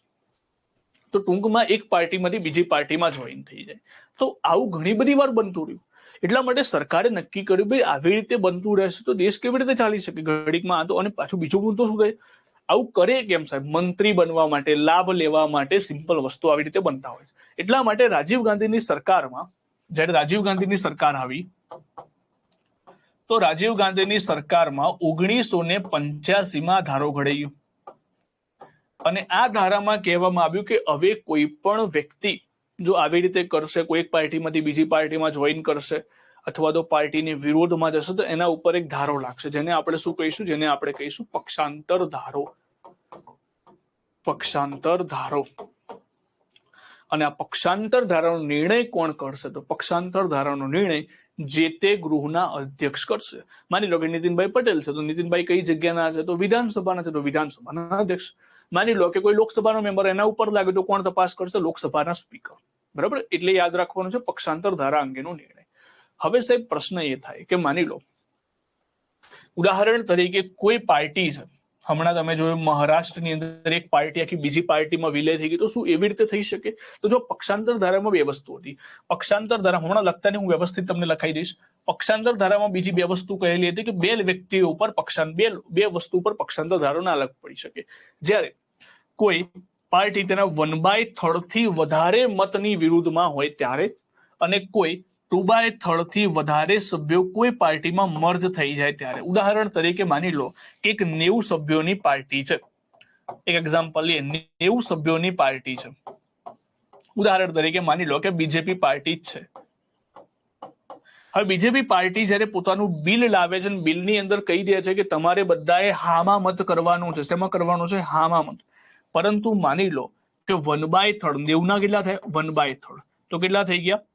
30 મેમ્બર્સ. હવે 30 મેમ્બર્સ જો ના પાડી દે કે ના ના અમે તો હામાં મત નહીં કરીએ, અમે તો નામાં મત કરીશું, તો એમના ઉપર પક્ષાંતર ધારો લાગુ નહીં પડે. 30 મેમ્બર ઉપર પક્ષાંતર ધારો લાગુ નહીં પડે. હા, પણ જો અહીંયા 29 મેમ્બરે નામાં મત કર્યું તો પક્ષાંતર ધારો લાગુ પડશે. આવો એક નિયમ હતો 1/3 વાળો. ખ્યાલ આવી ગયો? વોટિંગ માટે હતો, માત્ર ને માત્ર વોટિંગ માટે. બીજો નિયમ શું છે? બીજો નિયમ છે 2/3. હવે માની લો કે 90 સદસ્યો એવો કહે છે કે ના ના અમારે અલગ પાર્ટી બનાવી દેવી છે, અમારે આમના જોડે ફાવતું નથી, અમારે નવી પાર્ટી બનાવી છે, તો બીજી કોઈ પાર્ટીમાં જોઈન થવું છે. તો કેટલા મેમ્બર્સ હોવા જોઈએ? તો 90 ના 2/3 કરી નાખો. કેટલા થઈ ગયા? 60 મેમ્બર થયા કે નહીં? 60 મેમ્બર્સ જો આ પાર્ટી છોડીને બીજી પાર્ટીમાં જોઈન થઈ જાય અથવા તો નવી પાર્ટી બનાવી દે તો એમના ઉપર પણ પક્ષાંતર ધારો લાગુ નહીં પડે. તો આવો એક નિયમ બની ગયો. હવે જુઓ સાહેબ, આનો મુદ્દો શું થઈ ગયો? જ્યારે આ નિયમ આવ્યો, હા એ આવું છું વોટિંગ ઉપર પાછો આવું છું, થોડીક શાંતિ રાખી દો, પેલા મને સમજાઈ દે બધું. હવે જો, હવે સાહેબ 1/3 અને 2/3 થઈ ગયું. હવે મુદ્દો શું આવી ગયો? હવે મુદ્દો સાહેબ પક્ષાંતર ધારાની અંદર લોકો ફાયદો ઉઠાવતા થઈ ગયા. કેવી રીતે ફાયદો ઉઠાવતા થઈ ગયા? ઉદાહરણ તરીકે માની લો કે હું કોઈ પાર્ટી, કોંગ્રેસ પાર્ટી સાથે જોડાયેલો છું અને બીજેપી પાર્ટી વાળા મને ઓફર કરે છે કે એક કામ કરો, તમે અમારા પાર્ટીમાં આવી જાઓ. કોંગ્રેસ વાળા કહેશે કે હું આવી જઈશ, આનો વાંધો નથી, પણ મને શું મળશે? તો તમને ચિંતા ના કરો, તમને મંત્રી બનાવી દઈશું અમે. પણ કોંગ્રેસમાંથી હું બીજેપી પાર્ટીમાં જોઈન થઈશ તો સૌથી પહેલા મારે એ જગ્યાની સીટ તો છોડવી પડશે. હું છોડીશ તો મંત્રી કેવી રીતે બનીશ? તો જો એક નિયમ છે, મંત્રી બનવું હોય ને તમારે મંત્રી, તો તમે કોઈ પણ ગૃહના સભ્ય ના હોય તો પણ ચાલે. 6 મહિનામાં તમારે કોઈ પણ ગૃહના સભ્ય બની જવું પડે. એટલે લોકો કેવી રીતે ફાયદો ઉઠાવતા? જો ધ્યાનથી સમજો. માની લો કે કોંગ્રેસની કોઈ એક સીટ ઉપરથી વ્યક્તિ જીતેલો છે અને સીટ ઉપરથી શું કરી દેશે? એ રાજીનામું આપી દેશે. એ વ્યક્તિ શું આપી દેશે? રાજીનામું. હવે ધારાસભ્ય નથી રહ્યો, પણ બીજેપી પાર્ટી શું કરશે? બીજેપી પાર્ટી આ વ્યક્તિને મંત્રી બની દેશે, કેમ કે મંત્રી બનવા માટે કોઈ પણ ધારાસભ્ય હોવું જરૂરી નથી. એટલે આ વ્યક્તિ બીજેપીનો મંત્રી બની ગયો, ડાયરેક્ટ મંત્રી. 6 મહિનાની અંદર ગમે તેમ જુગાડ કરીને કોઈ જગ્યાએથી સીટ ધારણ કરી લેતા હોય, પેટા ચૂંટણી લડીને અથવા તો કોઈ સીટો ખાલી કરાવીને. તો અહીંયા ધીમે ધીમે મંત્રીઓની સંખ્યા વધતી ગઈ. તમે જુઓ કે એટલા બધા મંત્રી બની ગયા, તો પછી મંત્રીઓ ઉપર લગામ લગાવવો પણ જરૂરી હતો. એટલા માટે આગળ જતા એક સુધારો થયો, 91મો સુધારો 2003, અને એમાં નક્કી કરવામાં આવ્યું કે મંત્રીઓની સંખ્યા આપણે લિમિટેડ રાખીશું. અને 91માં સુધારામાં આજે 1/3 વાળો જે કોન્સેપ્ટ હતો ને એ પણ કેન્સલ કરાવી દીધો. હાલમાં કયો કોન્સેપ્ટ ચાલુ છે? હાલમાં માત્ર 2/3 વાળો જ છે. આ 1/3 વાળું હાલમાં નથી લાગુ. 91મો સુધારો 2003 થયો, એમાં આ 1/3 વોટિંગની સિસ્ટમ કેન્સલ કરી નાખવામાં આવી. માત્ર ને માત્ર વિલયની વાત છે. એટલા માટે હાલમાં કોઈ વ્યક્તિ પોતાના પાર્ટીથી વિરુદ્ધમાં જઈને મતદાન ન કરી શકે. ચાહે 1/3 હોય કે 2/3 હોય, કોઈ ના જઈ શકે. પણ 2/3 વિલય થઈ શકે. બીજી પાર્ટીમાં જોઈન થવું હોય, નવી પાર્ટી બનાવવી હોય તો થઈ શકે છે. ચલો, ખ્યાલ આવ્યો આ બધી વસ્તુમાં? તો મંત્રીઓ પર લગામ લગાવી દીધી કે દેશની અંદર મંત્રીઓ 15% વધારે ના હોવા જોઈએ લોકસભાની અંદર. કારણ કે મંત્રીઓ કેટલા બનતા હતા? મંત્રીઓની લિમિટેશન હતી 80 થી 90. આ તો 150, 200, 200 મંત્રી બની બેસી જાય. હવે એક મંત્રી, તમે હમણાં આપણા ગુજરાતના સીએમ નો રિપોર્ટ આવ્યો તો જોયું હોય તો ગુજરાતના સીએમ ની અંદર, એટલે કે આપણા દાદા સાહેબ, બરાબર, એના સીએમ છે હાલમાં, તો એમની પાસે ટોટલ એમના કાફલો 54 ફોર્ચ્યુનર. તમે 54 ફોર્ચ્યુનર, એ તો એમ વિચાર કરો, એમનો કાફલો નીકળે કેટલો ખર્ચો છે. ને હમણાં દરેક મંત્રીએ વાત કરી છે કે અમને પણ નવી ફોર્ચ્યુનર આપો, જરૂર છે અમારે બધાને. તો એ અલગ વસ્તુ છે. તો માંગણી થતી રહે છે બધી. ચલો, તો હવે થોડું વ્યવસ્થિત લખી દઈએ આને, પક્ષાંતર ધારા વિશે.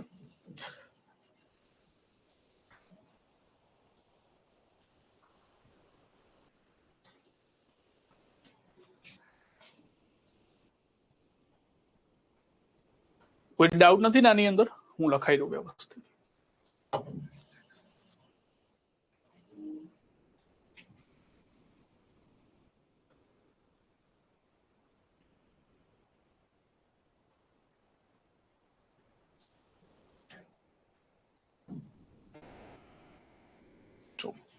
તો લખી દો પક્ષાંતર ધારા વિશે. સૌથી પહેલા, કોઈ વ્યક્તિ પોતાના પક્ષથી વિરુદ્ધમાં, પોતાના પક્ષથી વિરુદ્ધમાં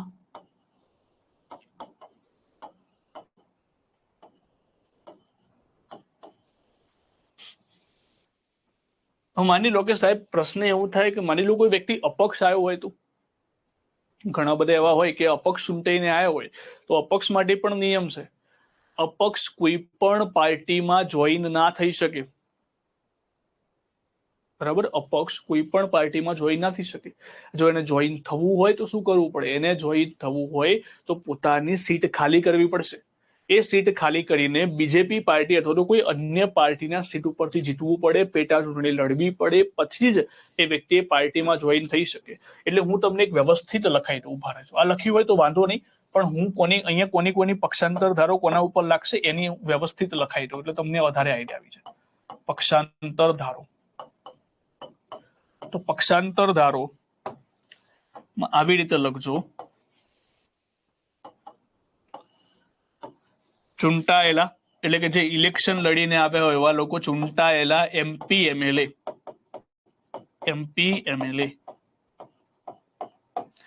બરાબર. એમપી એમએલએ એટલે બધું આવી જશે આની અંદરથી. પછી આવશે નિમાયેલા એમપી એમએલએ, અને બીજા આવશે ચૂંટાયેલાની અંદર અપક્ષ, આ પક્ષ સાથે જોડાયેલા હશે. આ પક્ષ કોઈ એમપી એમએલએ. તો જો આ ત્રણેય માટે અલગ અલગ કન્ડિશન એ છે. ચૂંટાયેલામાં શું કીધું? પોતાના પક્ષથી વિરુદ્ધમાં ના જઈ શકે. પોતાના પક્ષથી વિરુદ્ધમાં મતદાન તથા અન્ય પક્ષમાં જોડાણ ન કરી શકે. પરંતુ અપવાદ છે ને, જો 2/3 તમારા જોડે થઈ ગયા તો તમે જોઈન કરી શકો. અપવાદ શું આવશે? અપવાદમાં બંને લખજો કે 1/3 જે વોટિંગ માટે હતું, વોટ માટે, અને બીજું હતું 2/3. જો આને ગુજરાતીમાં સ્પષ્ટ લખવું હોય તો એને વિભાજન કહેવાય, વિભાજન. અને 2/3 શું આવશે? વિલય. પરંતુ આ કયા સુધારામાં કેન્સલ કરી દીધું? આને કરી દીધું 91માં સુધારામાં રદ. 91મો સુધારો 2003 આને રદ કરી દેવામાં આવ્યો. હવે નિમાયેલા જે પણ હોય, નિમાયેલાનો મતલબ શું થાય કે જેને ડાયરેક્ટ ઇલેક્શન વગર નિમણૂક કર્યા હોય. જેમ કે માની લો કે રાજ્યસભામાં એક મેમ્બર હતા સચિન તેંડુલકર, બીજા એક મેમ્બર હતા જેને ભગેડું જાહેર કરવામાં આવ્યા હતા, બરાબર, કિંગ ફિશરના માલિક, આરસીબી ના માલિક, બરાબર, નામ શું હતું મને હમણાં પાછું યાદ નથી આવતું, રહી ગયું છે પાછું. અહીંયા સુધી છે નામ યાદ નથી આવતું, કોઈ કોમેન્ટ કરતા હશે તો મને યાદ આવી જશે. એ પણ રાજ્યસભાના મેમ્બર હતા, ભગેડું જાહેર થઈ ગયા હતા, દેવાળિયા જાહેર થઈ ગયા હતા, બરાબર. રાજ્યસભાની અંદર સંસદ સભામાં એક નિયમ છે સંસદની અંદર કે કોઈ પણ વ્યક્તિ જો દિવાળીઓ જાહેર થાય તો રાજ્યસભા, હા વિજય માલ્યા, તો વિજય માલ્યા જયારે રાજ્યસભાના મેમ્બર હતા ત્યારે દિવાળીઓ જાહેર થઈ ગયા. એ દેવું એટલું બધું ચડી ગયું એમના માથે, તો એટલા માટે શું કરી દીધું, રાજ્યસભાની સીટ ખાલી કરવી પડી. તો જે આવા મેમ્બર્સને નિમણૂક કરવામાં આવ્યા હોય જે કલા, સાહિત્ય, વિજ્ઞાન ક્ષેત્રે આગળ લેવલ ઉપર હોય, હવે મને હજુ સુધી એ નથી ખબર પડી કે કયા લેવલમાં હતા, કલામાં હતા, વિજ્ઞાનમાં હતા કે સેવામાં હતા, કઈ ખબર નથી પડી, પણ છતાં પણ રાજ્યસભાના મેમ્બર હતા. અને જે આવા મેમ્બર હોય એમની કન્ડિશન હોય છે, એ કન્ડિશન મુજબ એમને કહેવામાં આવે તમારે 6 મહિનાનો સમય છે, 6 મહિનાની અંદર તમારે કોઈ પાર્ટીમાં જોઈન થવું હોય તો તમે જોઈન થઈ શકો છો, 6 મહિના પછી નહીં. એટલે માની લો કે સચિન તેંડુલકરની નિમણૂક કરવામાં આવે રાજ્યસભાની અંદર, તમને કહેવામાં આવશે તમારા જોડે 6 મહિના છે, તમારે બીજેપીમાં જોઈન થઈ જાઓ, કોંગ્રેસમાં જવું હોય, આમ આદમી પાર્ટીમાં, જેમાં જવું હોય એમાં 6 મહિના પછી તમે કોઈ પાર્ટીમાં જોઈન નહીં કરી શકો. એટલે જેટલા પણ નિમાયેલા મેમ્બર છે એમને 6 મહિનાનો સમય, 6 મહિનામાં કોઈ પક્ષમાં, અને માની લો કે 6 મહિનાની અંદર નથી કોઈ પક્ષમાં જોડાવું, અપક્ષ રહેવું તો પણ થઈ શકે છે. 6 મહિનામાં કોઈ પક્ષમાં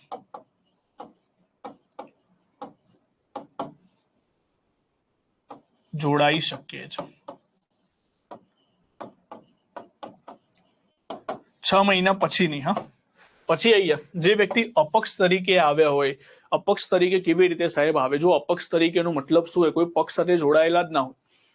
ઘણી બધી વાર એવું બનતું હોય, માની લો કે હું અપક્ષ તરીકે ઇલેક્શન લડું છું, અપક્ષ તરીકે ઇલેક્શન લડું છું. હવે અપક્ષ તરીકે ઇલેક્શન લડવા જતો હોય તો હું બધી પાર્ટીને ગાળો બોલીશ કે જો આ પાર્ટીના લોકો આવા છે, પેલી પાર્ટીના લોકો આવા છે, પેલી પાર્ટીના લોકો આવા છે, લોકોને એમાં મજા આવી જાય એટલે આ વ્યક્તિ કંઈક અલગ છે, બધાને ગાળો બોલે, આપણે એને જીતાડીએ.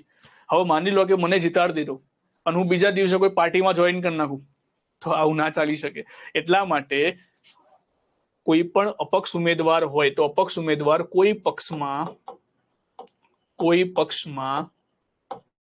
જોડાણ ન કરી શકે,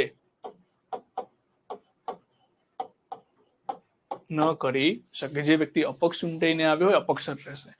હવે એમપી અને એમએલએ શું, જો ધ્યાનથી સમજો. એમપી જ્યારે હું બોલું છું જેને આપણે કહીએ છીએ member of parliament. Member of parliament એટલે જે વ્યક્તિ સંસદમાં બેસતો હોય ને મેમ્બર ઓફ પાર્લામેન્ટ એમપી કહેવાય.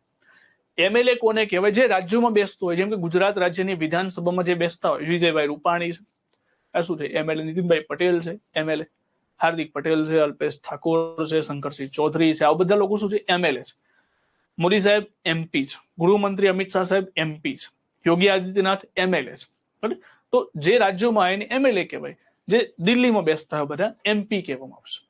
અને જે રાજ્યોમાં વિધાન પરિષદ છે એ રાજ્યોની અંદર જે વ્યક્તિને કહેવામાં આવે છે MLC, member of legislative council, જે વિધાન પરિષદના મેમ્બર હોય.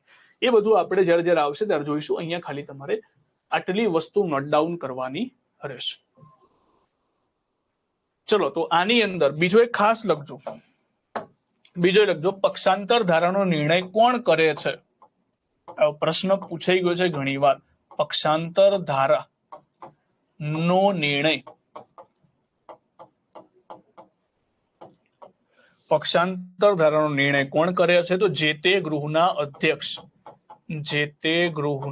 અધ્યક્ષ, સાહેબ માની લો કે શંકરસિંહ ચૌધરીએ ઉદાહરણ તરીકે નીતિનભાઈ પટેલને ગેરલાયકાત કરી દીધા, અને એમ કે જો હમણાં પાછું આપણે બધું બિલ લઈને આવીએ, નીતિનભાઈ પટેલ એવું કે નીતિનભાઈ પટેલનો મુદ્દો ગયો, શંકરસિંહ ચૌધરી છે વિધાનસભાના અધ્યક્ષ છે, એમને એવું કહી દીધું કે ના નીતિનભાઈ પટેલ તમારા ઉપર પક્ષાંતર ધારો. તો શું નીતિનભાઈ પટેલ આ જે વસ્તુ છે, જે નિર્ણય આપ્યો એને ન્યાયાલયમાં પડકારી શકે કે ના પડકારી શકે? કે ના ના આમનો નિર્ણય ખોટો છે, કારણ કે જો પક્ષાંતર ધારા એમના ઉપર લાગી ગયો તો એનો મતલબ છે હવે સંસદ ધારાસભ્ય તરીકે ગેરલાયકાત બની જશે. એ ઇલેક્શન એટલે ટેમ્પરરી, માની લો કે 5 વર્ષ માટે ચૂંટાઈને આવે તો ઘરે બેસી રહેવું પડશે અમને પણ. તો એ વસ્તુને ન્યાયાલયમાં પડકારી શકો કે ના પડકારી શકો, અથવા તો વિધાનસભાના અધ્યક્ષે જે નિર્ણય આપે છે ફાઇનલ ગણી લેવો, તો એના માટેનો એક કેસ થયો હતો સુપ્રીમ કોર્ટમાં. સુપ્રીમ કોર્ટમાં એક કેસ હતો કિહોતો હોલોહન કેસ 1992, 1992. અને એ કેસમાં કહી દેવામાં આવ્યું કે જે પણ ગૃહના અધ્યક્ષ આ નિર્ણય આપે છે એ નિર્ણયને તમે ન્યાયાલયમાં પડકારી શકો છો, અને ન્યાયાલય નક્કી કરશે કે નિર્ણય સાચો છે કે ખોટો છે. તો કેસ તમારે યાદ રાખવાનું છે. આ કેસ હતો કિહોતો હોલોહન કેસ. હોલોહન કેસ સાહેબ આવો તો કંઈક આગળ આવી ગયું એ અલગ હતો. આ યાર કોહલો કેસ હતો, એટલે બધું ભેગું ના થઈ જાય. આ કેસ હતો 1992, 1992. 1992 માં શું કહ્યું સર્વોચ્ચ ન્યાયાલયે? સર્વોચ્ચ ન્યાયાલયે કહ્યું કે અધ્યક્ષના નિર્ણય પર ન્યાયિક સમીક્ષા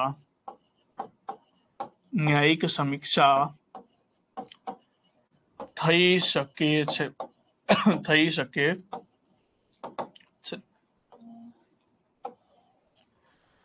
ન્યાયિક સમીક્ષા થઈ શકે છે.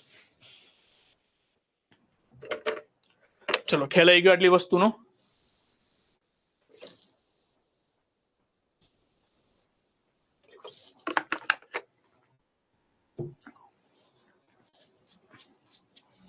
આગળ વધીએ. આઈએમપી છે, ખાસ યાદ રાખજો. ચલો પછી બે નાનકડી અનુસૂચિ છે, અનુસૂચિ 11 અને અનુસૂચિ 12. અનુસૂચિ 11 અને 12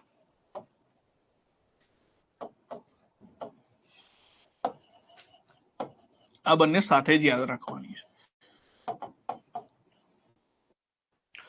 હવે અનુસૂચિ 11 માં શું કહ્યું છે? અનુસૂચિ 11 માં પંચાયતોનું ગઠન અને પંચાયતોની યાદી આપેલી છે. હવે આ અનુસૂચિ 11 કયા સુધારામાં ઉમેરવામાં આવી? તો યાદ રાખવાનું છે 73મો સુધારો 1992, 1992. અનુસૂચિ 12 જે ઉમેરવામાં આવશે 74મો સુધારો 1992. આની અંદર શું છે સાહેબ? આની અંદર છે નગરપાલિકા, પંચાયતો અને નગરપાલિકા. જો અનુસૂચિ 11 માં શું લખેલું છે? અનુસૂચિ 11 માં લખેલું છે પંચાયતોએ કેટલા વિષયમાં કામ કરવાનું છે. તો પંચાયતોના વિષયોની યાદી આપી દેવામાં આવી છે. પંચાયતોના વિષયની યાદી આપી દેવામાં આવેલી છે. 29 વિષયો આની અંદર આપેલા છે. વિષય એટલે શું થાય? આની અંદર લિસ્ટ આપી દેવામાં આવ્યું કે ભાઈ જો પાણી છે, મેળા છે, સ્વચ્છતા છે, સાફ સફાઈ છે, બધી જવાબદારી કોની છે? પંચાયતોની છે. એવી રીતે અહીંયા પણ વિષયોની યાદી આપી દેવામાં આવેલી છે. અહીંયા પણ વિષયની યાદી આપી દેવાની. કેટલા વિષયો છે? તો અહીંયા તમને જોવા મળશે 18 વિષયો. કેટલા વિષયો? 18 વિષયો. 18 વિષયો. તો નગરપાલિકાના વિષયો આપી દેવામાં આવે છે. હવે કોઈને પ્રશ્ન થાય કે સર પંચાયત તો નાનકડો વિસ્તાર છે ને, નગરપાલિકા કરતા નાનો વિસ્તાર છે, તો પંચાયતમાં 29 વિષયો, 18 વિષયો કેમ અહીંયા? તો ઘણા બધા એવું પણ કહેતા હોય કે જો 29 વિષયો આપેલા છે તો 10 વિષયોમાં કામ થશે, તમે 18 આપશો તો પછી 5 નહીં થાય. એવું નથી. કઈ ગામડાની અંદર શું છે? ગામડામાં સુવિધાઓ ઓછી હોય છે. જ્યારે નગરપાલિકાનો વિસ્તાર થાય તો ઓલરેડી વિકસિત વિસ્તાર છે, એને ખાલી મેન્ટેનન્સ એટલે કે સાચવવાની જરૂર હોય છે. જ્યારે ગામડાની અંદર સુવિધાઓ વધારે હોય છે. એક તો લોકો પાછા એવા જે જલ્દી સમજે નહીં, બરાબર. ઘણી બધી વાર તમે જુઓ કે એક સ્થાનિક સ્વરાજનો ટોપિક આવશે ત્યારે પણ હું ભણાવીશ. જ્યારે પણ વેરો ઉઘરાવવાની વાત આવે છે ત્યારે લોકોના 10-10, 12-12 વર્ષના વેરા બાકી હોય છે. તલાટી શોધે પેલા તમે જેવા પંચાયતમાં એન્ટર થાવ તમને તમારો ચહેરો જોઈને કહેશે કે આ પેલો આ જેને 12 વર્ષથી વેરા બાકી છે. ચોપડો કાઢો, રજીસ્ટર કાઢો, તમારું લિસ્ટ જોવે, લિસ્ટમાં નામ જોવે, પેલા તો વેરો ભરાવડાવે કે ભાઈ તમારા 12 વર્ષના પાણી વેરો બાકી છે, ભલે ભરો. અને પછી તમારે જે હસ્તાક્ષર જોતા હોય એમાં સાઈન કરી આપે. તો એ પંચાયતોમાં ગામડાની અંદર આ પ્રોબ્લેમ નોર્મલ છે, બરાબર. બધામાં એવું નથી હોતું, જનરલી બધાને બાકી જ હોય છે, મારે ખુદને બાકી હોય છે.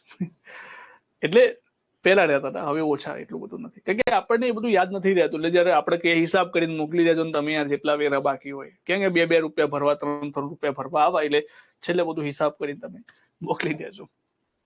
ચલો, તો અનુસૂચિ 11 અનુસૂચિ 12 ની અંદર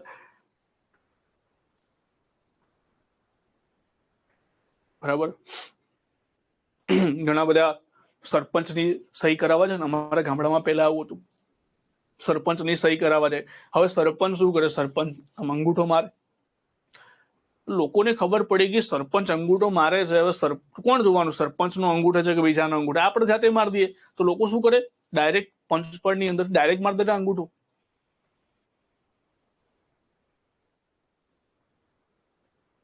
નહીં, પાણી વેરો તો ઓછો હોય છે. પાણી મંથલી ની વાત કરું છું ભાઈ, 500 વાર્ષિક, તમે મહિનાના વેરોનું કાઉન્ટ નથી કરતા. જો કે હમણાં તો બધી બિલ ને મીટર ને બધું આવી ગયું છે,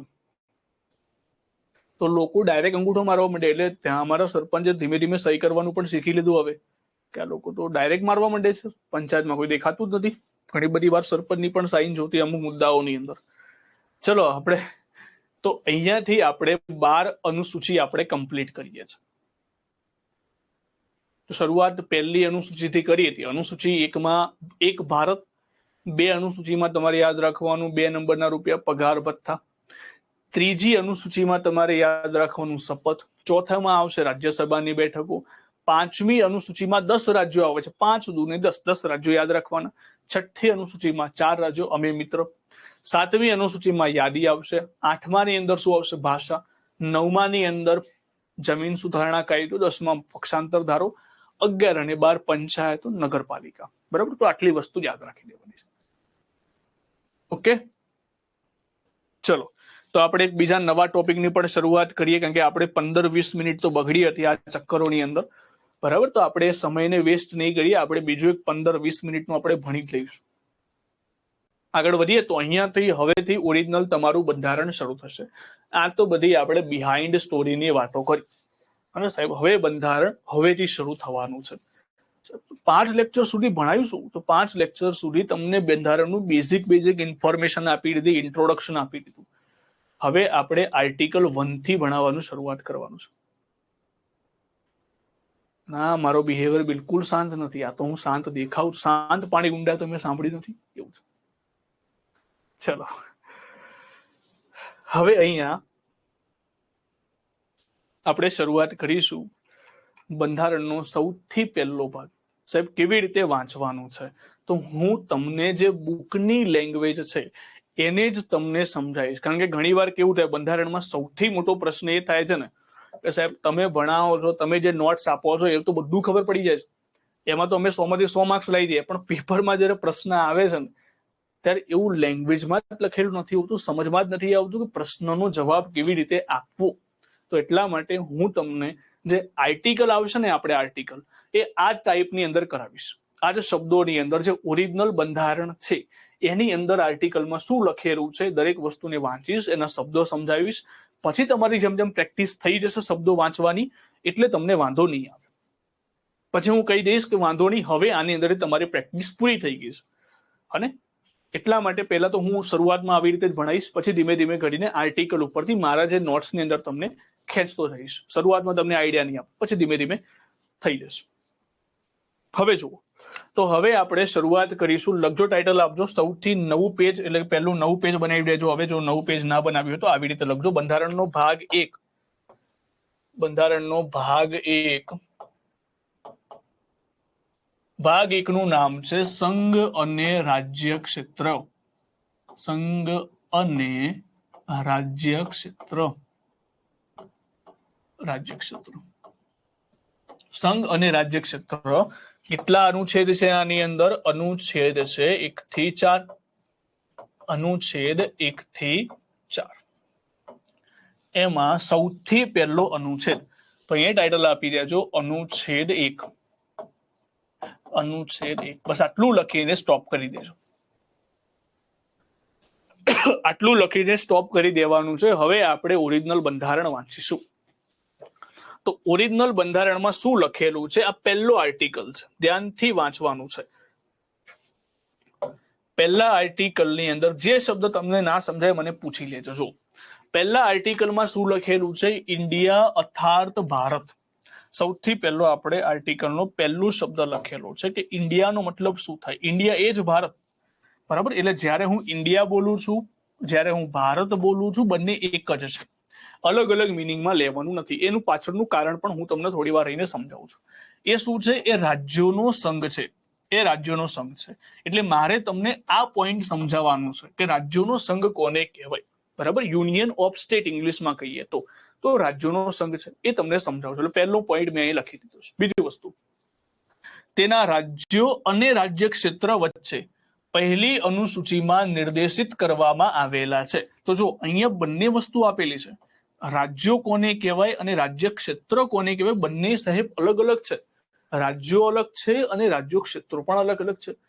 રાજ્ય ક્ષેત્ર કોને કહેવાય, રાજ્યો કોને કહેવાય, એના વિશે પણ હું આવું છું. એટલે બીજો પોઈન્ટ આપણે આ જોઈશું કે રાજ્યો કોને કહેવાય અને રાજ્ય ક્ષેત્ર કોને કહેવાય. બીજી વસ્તુ શું લખેલી છે? પહેલી અનુસૂચિમાં નિર્દેશિત કરવામાં આવેલા. હવે તમે મને કહો કે પહેલી અનુસૂચિમાં શું લખેલું છે?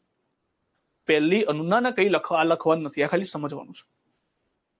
પહેલી અનુસૂચિમાં શું લખવામાં આવ્યું છે? હમણાં જ આપણે ભણ્યા. પહેલી અનુસૂચિમાં દરેક રાજ્યનું નામ અને દરેક કેન્દ્ર શાસિત પ્રદેશોનું નામ, તો એ લખવામાં આવેલું છે આની અંદર.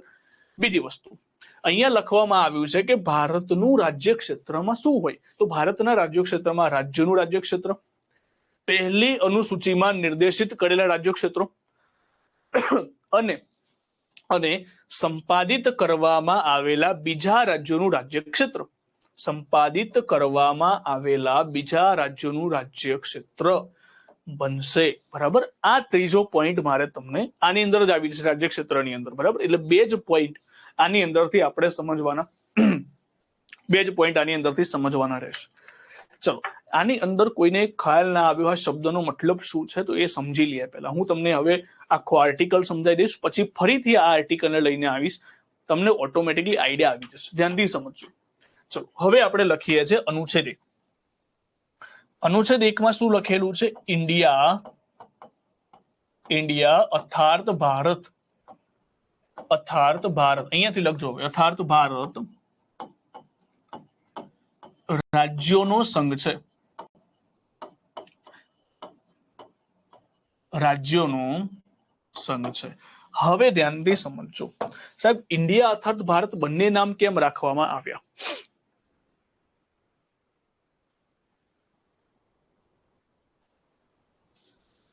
સમજાઈ દઈશ. આ પેલા આખું સમજાઈ દઉં, પછી સમજાઈ દઈશ. જો હવે જો તો અહીંયા કઈ વાંધો નહીં, રેકોર્ડેડ જોઈ લેજો, કઈ વાંધો નહીં. નવો આપણે અહીંથી શરૂઆત કરી છે. ઇન્ડિયા અર્થાત ભારત. તો એ વખતે બંધારણ સભામાં બહુ ડિસ્કશન થયું કે સાહેબ આપણે નામ શું રાખવું, ઇન્ડિયા રાખવું કે ભારત રાખવું? કેટલા નામ પેલા બંધારણ સભામાં પૂછવામાં આવ્યું, કેટલા નામ રાખીશું આપણે?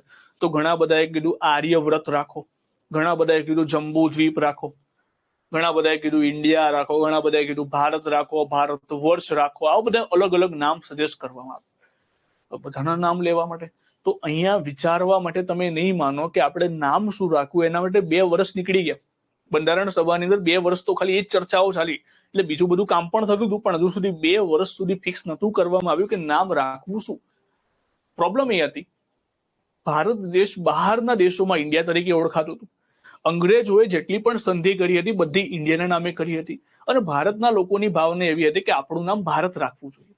તો બંનેની લાગણીઓને ધ્યાનમાં રાખીને આપણે 2 નામ ફિક્સ કર્યા, અને બંને નામ શું હતા? ઇન્ડિયા અર્થાત ભારત. ઇન્ડિયા એ જ ભારત છે, બરાબર. આનો મતલબ જ એ થાય છે. હવે આનો મતલબ શું થાય છે સાહેબ? રાજ્યોનો સંઘ એટલે શું? રાજ્યોનો સંઘ એટલે કે આપણા જેટલા રાજ્યો છે, 28 રાજ્યો ગણો અને 8 કેન્દ્ર શાસિત પ્રદેશ ગણો, એનું એક જ દેશ છે, એનું નામ છે ભારત. એટલે કે યુનિયન ઓફ સ્ટેટ. દરેક રાજ્યો છે અથવા તો કેન્દ્ર શાસિત પ્રદેશો છે, કેન્દ્ર શાસિત પ્રદેશ છે, એનો એક જ દેશ છે, એનો એક જ સંઘ છે. સંઘ એટલે દેશ, અને એ દેશનું નામ શું છે? એ દેશનું નામ છે ભારત. એ દેશનું નામ છે ભારત. સાહેબ આવું લખવાની જરૂર કેમ પડી? કારણ કે જો અમેરિકામાં અલગ વસ્તુ છે. અમેરિકામાં કન્ડિશન શું છે? જો આ એક યુએસએ નું તમને એક એક્ઝામ્પલ લઈ લો. અમેરિકામાં શું છે અને ભારતમાં શું છે? ભારતમાં શું છે? અમેરિકામાં શું છે? 50 રાજ્યો છે. 50 રાજ્યો વચ્ચે એક સંધિ થયેલી છે. પેલા નાના નાના રાજ્યો હતા, 50 રાજ્યો એક સંધિ કરી કે આપણે એક કામ કરીએ, બધા જોડાણ કરી દઈએ અને એ રાજ્ય શું બનાવ્યું છે? કેન્દ્ર બનાવ્યું છે. એટલે ટૂંકમાં જો અહીંયા 50 રાજ્યો છે, આવા ઉદાહરણ તરીકે આ 50 રાજ્યો છે. આ 50 રાજ્યો ભેગા થઈને કેન્દ્રનું નિર્માણ કર્યું છે.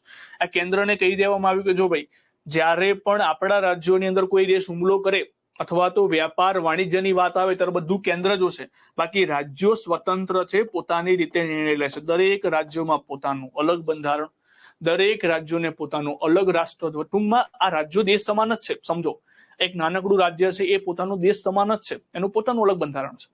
પરંતુ જ્યારે કોઈ દેશ અન્ય હુમલો કરી નાખે, વ્યાપાર વાણિજ્ય, તો બધા ભેગા થઈ જાય. તો અમેરિકાનું સ્ટ્રક્ચર કંઈક આવું છે. એટલે ટૂંકમાં એ શું છે? રાજ્યોએ કેન્દ્રને બનાવ્યું છે, કેન્દ્ર રાજ્યોનું નથી બનાવ્યું. જ્યારે ભારત દેશમાં એવું નથી. ભારત દેશની અંદર ભારત દેશે રાજ્યોનું નિર્માણ કરેલું છે, રાજ્યોએ કેન્દ્રનું નિર્માણ નથી કર્યું. એટલે દરેક રાજ્યોનો એક દેશ છે, દરેક રાજ્યોનો એક જ દેશ છે, એ દેશ છે ભારત. અને અહીંયા તો રાજ્ય જ પોતાની રીતે સ્વતંત્ર છે. તો અમેરિકામાં આવી વસ્તુ છે ને ભારતમાં આવી વસ્તુ છે. તો બંનેમાં અલગ અલગ મોડલ ચાલે કરે છે. એટલા માટે અહીંયા એવું પણ કહેવામાં આવે છે કે ભારતે રાજ્યોને કોઈ સંધિથી નથી જોડેલું, ભારતે જ રાજ્યોનું નિર્માણ કરેલું છે, ભારતે જ રાજ્યોને બનાવેલા છે. એટલા માટે શબ્દ વાપરવામાં આવ્યો છે રાજ્યોનો સંઘ છે. ખ્યાલ આવી ગયો? હવે તમે જુઓ બીજી લાઈનમાં શું કહે છે? બીજી લાઈનમાં બે વસ્તુ કહે છે કે રાજ્યો, ભારતમાં શેનો સમાવેશ થશે? તો ભારતમાં બે વસ્તુનો સમાવેશ કરવામાં આવશે. એક છે રાજ્ય અને બીજું છે રાજ્ય ક્ષેત્ર. આ બંને અલગ અલગ લખેલું છે. હવે બંનેનો મતલબ સમજો. રાજ્યમાં માત્ર શું આવશે? રાજ્યમાં જ્યારે હું રાજ્ય બોલું તો માત્ર રાજ્ય, માત્ર રાજ્ય એટલે કે રાજ્યો કેટલા છે? 28 રાજ્ય, 28 રાજ્ય. પરંતુ જ્યારે હું રાજ્ય ક્ષેત્ર બોલું છું એનો મતલબ 3 અલગ અલગ વસ્તુ થાય, 3 અલગ અલગ વસ્તુ થાય. એક વસ્તુ થાય જેને આપણે કહીએ રાજ્ય, જેને આપણે કહીએ રાજ્ય, બીજાને કહીએ યુનિયન ટેરેટરી એટલે કેન્દ્ર શાસિત પ્રદેશ, અને ત્રીજું આવે અર્જિત ક્ષેત્ર. ત્રીજું શું આવે? અર્જિત ક્ષેત્ર. ત્રીજું શું આવે? ત્રીજું શું આવે? અર્જિત ક્ષેત્ર. હવે અર્જિત ક્ષેત્ર, ચલો આપણે સમજ્યા કે રાજ્યો કેટલા છે આપણી પાસે? સાહેબ 28 રાજ્યો છે. કેટલા રાજ્યો છે? કોઈ મને કહેશે કે અર્જિત રાજ્યો કેટલા છે આપણી પાસે? 28 રાજ્ય. કેન્દ્ર શાસિત પ્રદેશો કેટલા છે આપણી પાસે? 8. કોઈ કહેશે કે અર્જિત ક્ષેત્ર કેટલા છે આપણી પાસે? અર્જિત ક્ષેત્ર કેટલા છે? ચલો, કોઈ મને કહેશે કે આપણી પાસે અર્જિત ક્ષેત્રો કેટલા છે? એક્વાયર્ડ ટેરેટરી જેને કહેવાય ઇંગ્લિશમાં. 80. કેટલા છે? 1.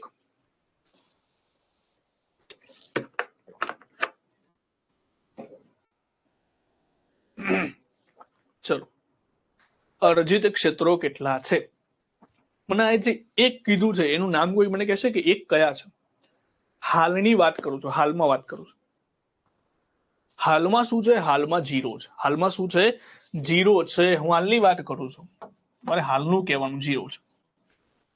તો સાહેબ અર્જિત ક્ષેત્રનો મતલબ શું થાય? અર્જિત ક્ષેત્રનો મતલબ કોઈ એવો ભાગ જેને આપણે કોઈ સંધિથી જોડે હોય, કોઈ જીતીને લાવ્યા હોય, વિજેતા બન્યો હોય, અથવા તો કોઈ એ ભાગે આપણા નામ એટલે સંધિ ભેટ સ્વરૂપે મળેલો ભાગ હોય, એને આપણે શું કરી દઈશું? એને આપણે કહીશું અર્જિત ક્ષેત્ર.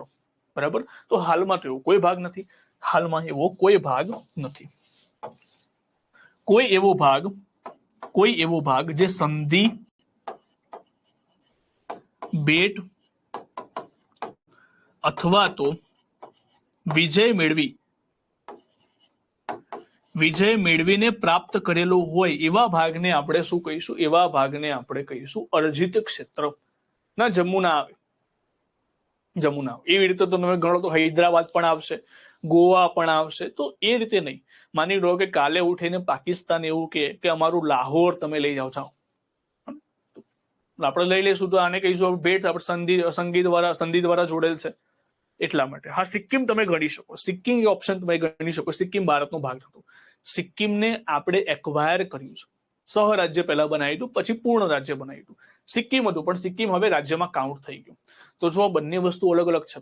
રાજ્યમાં માત્ર રાજ્યનો સમાવેશ કરવામાં આવશે. રાજ્ય ક્ષેત્રની અંદર રાજ્ય, કેન્દ્ર શાસિત પ્રદેશ અને અર્જિત ક્ષેત્રનો પણ સમાવેશ કરવામાં આવશે. અહીંથી તમને પ્રશ્ન એવી રીતે પૂછાય કે સાહેબ રાજ્ય મોટું કે રાજ્ય ક્ષેત્ર મોટું? રાજ્ય મોટું કે રાજ્ય ક્ષેત્ર? આનો વિસ્તાર કોનો વધારે? ચલો, તો વિસ્તાર કોનો વધારે થશે? તો રાજ્ય ક્ષેત્રનો વિસ્તાર વધુ થશે. વિસ્તાર કેવો થશે? વિસ્તાર વધુ થશે. ખ્યાલ આવી ગયો?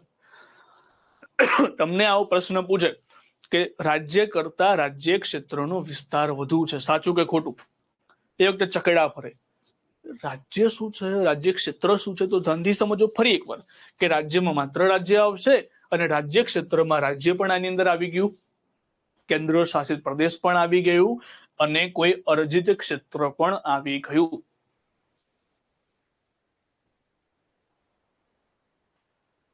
મેં કીધું ને કે રાજ્ય કેમ વધારે થઈ ગયું? કારણ કે રાજ્યમાં માત્ર રાજ્ય આવી ગયું. અને જેમ કે હું ગુજરાત વાત કરું તો ગુજરાત જ આવશે, મધ્યપ્રદેશ જ આવશે, એમાં કોઈ કેન્દ્ર શાસિત પ્રદેશ નહીં આવે અને આના બધા જ પ્રદેશો કાઉન્ટ થઈ જશે. ખ્યાલ આવ્યો કેમ વધુ થયું? એ રાજ્ય ક્ષેત્રમાં અહીંયા જો રાજ્ય ક્ષેત્રમાં 3 વસ્તુ આવે છે. કેટલી વસ્તુ આવે છે? 3. અહીંયા કેટલું આવે છે? માત્ર રાજ્ય, એક જ વસ્તુ આવે છે. તો અહીંયા કોનો વિસ્તાર વધારે થયો? તો રાજ્ય ક્ષેત્રનો વિસ્તાર વધારે થયો. હવે સાહેબ જો આર્ટિકલમાં લખેલું છે તો જો આર્ટિકલમાં તમે વાંચી લો. હવે તમે વાંચી લો. જો અહીં શું લખેલું છે, પહેલા આપણે પોઈન્ટ સમજે ને. પહેલા અહીં શું લખેલું હતું?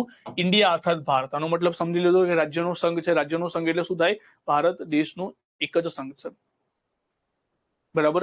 પછી જુઓ, પછી શું લખેલું છે? તેના રાજ્યો અને રાજ્ય ક્ષેત્રો પહેલી અનુસૂચિમાં લખવામાં આવેલા છે. એ તો સાહેબ લખાયા જ છે. પછી જો અહીંયા લખેલું છે ભારતનું રાજ્ય ક્ષેત્ર, એમાં 3 વસ્તુ રાજ્યો આવી જશે. પહેલી અનુસૂચિમાં નિર્દેશ કરેલા હશે અને શું લખેલું? સંપાદિત કરવામાં આવેલા બીજા રાજ્યો ક્ષેત્રો સંપાદિત કરવામાં લેવામાં આવેલા હોય, જેનું નવું નિર્માણ થઈ ગયેલું હોય, કોઈ ભેટ દ્વારા સંધિ દ્વારા સ્વીકારવામાં આવેલા કોઈ પ્રદેશો હોય, એ બધાને આપણે કહીએ છીએ રાજ્ય ક્ષેત્ર. તો આર્ટિકલ 1 આટલી વસ્તુ લખવામાં આવેલી છે. હવે જુઓ, બીજી વસ્તુ તમને કહું. જ્યારે પણ આવો નંબર આપેલો ને, આવો જો આવી રીતે ચોરસ કરીને કૌંસ કરીને એક નંબર આપેલો હોય, એનો મતલબ આર્ટિકલમાં આ વસ્તુ પછીથી એડ થયેલી હોય. કેમ સાહેબ આ પછીથી એડ થયેલી? તો એક વસ્તુ યાદ રાખજો, આપણે આગળ જતા ભણીશું 1956 પહેલા રાજ્યો હતા જ નહીં. રાજ્યો બનશે 1956 પછી.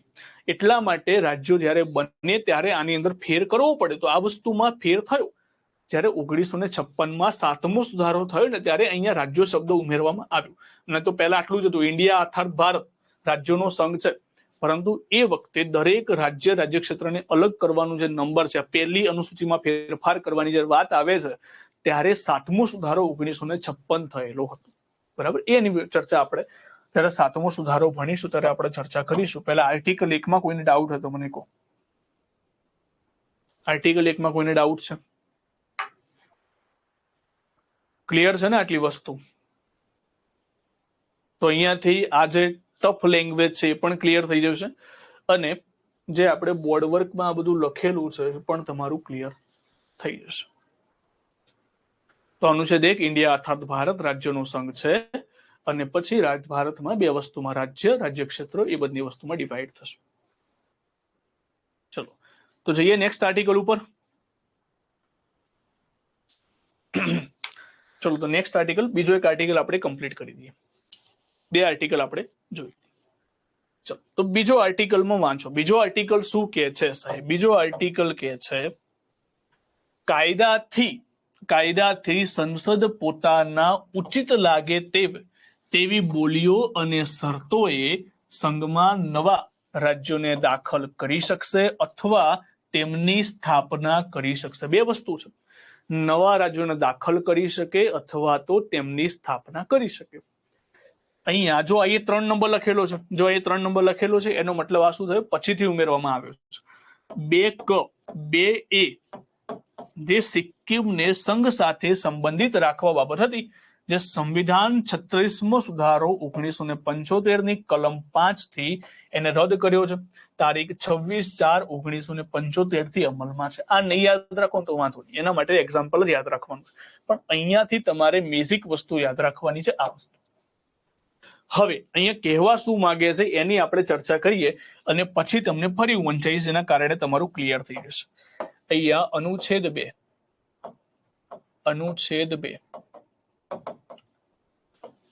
એક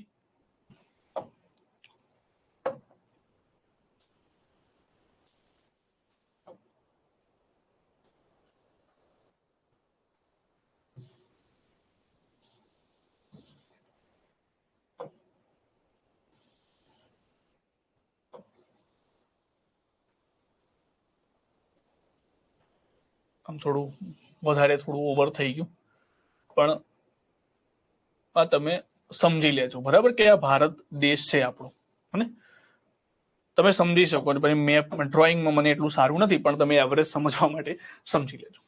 હવે આર્ટિકલ 2 શું કહે છે? આર્ટિકલ 2 કહે છે કે સંસદ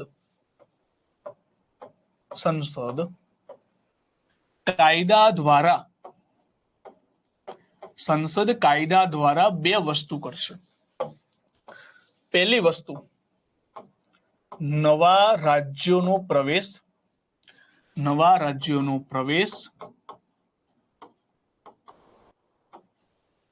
અને બીજી વસ્તુ, નવા રાજ્યની સ્થાપના. પરંતુ કન્ડિશન એ છે કે આ જે સ્થાપના હશે, આ જે વિસ્તાર હશે, એ કેવો વિસ્તાર હશે? જે ભારત સંઘનો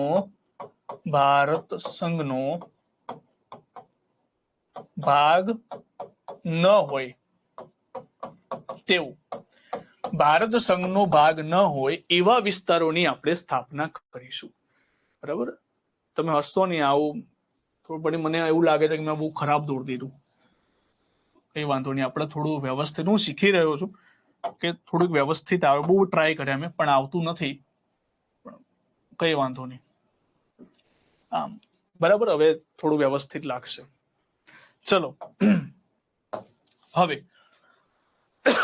બે વસ્તુ કહેલી છે, એક નવા રાજ્યોનો પ્રવેશ અને નવા રાજ્યોની સ્થાપના. હવે ધ્યાનથી સમજજો. પહેલો પોઈન્ટ હું તમને કહું કે નવા રાજ્યોનો પ્રવેશ કેવી રીતે કરવાનો છે. જેમ કે અહીંયાથી માની લો કે સાહેબ એક બીજો દેશ છે, આપણો મિત્ર દેશ ગણી શકો તમે, એવો પાકિસ્તાનની અંદર હાલમાં ઘણા બધા વિવાદ ચાલે છે. હવે પાકિસ્તાનની અંદર પીઓકે વિસ્તારમાં રહ્યા છે, બધા શું કહે છે કે અમને ભારતનો ભાગ બનાવી દો. પાકિસ્તાનની અંદર કઈ રાખ્યું નથી, ખાવાના ફાફા પડે.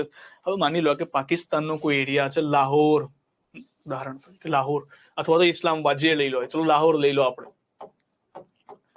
લાહોર લઈ લો. પાકિસ્તાન વાળા એવું કહે છે કે ભાઈ લાહોર છે, બરાબર, લાહોર ને તમે અમે ભેટમાં આપી દઈએ, તમારે જરૂર છે, અને અમારી જોડે માની લો કે સંધિ થઈ ગઈ કે અમે તમને આટલા પૈસા આપીએ, તમે અમને લાહોર આપી દો, કઈ વાંધો નહીં, લઈ જાઓ લાહોર.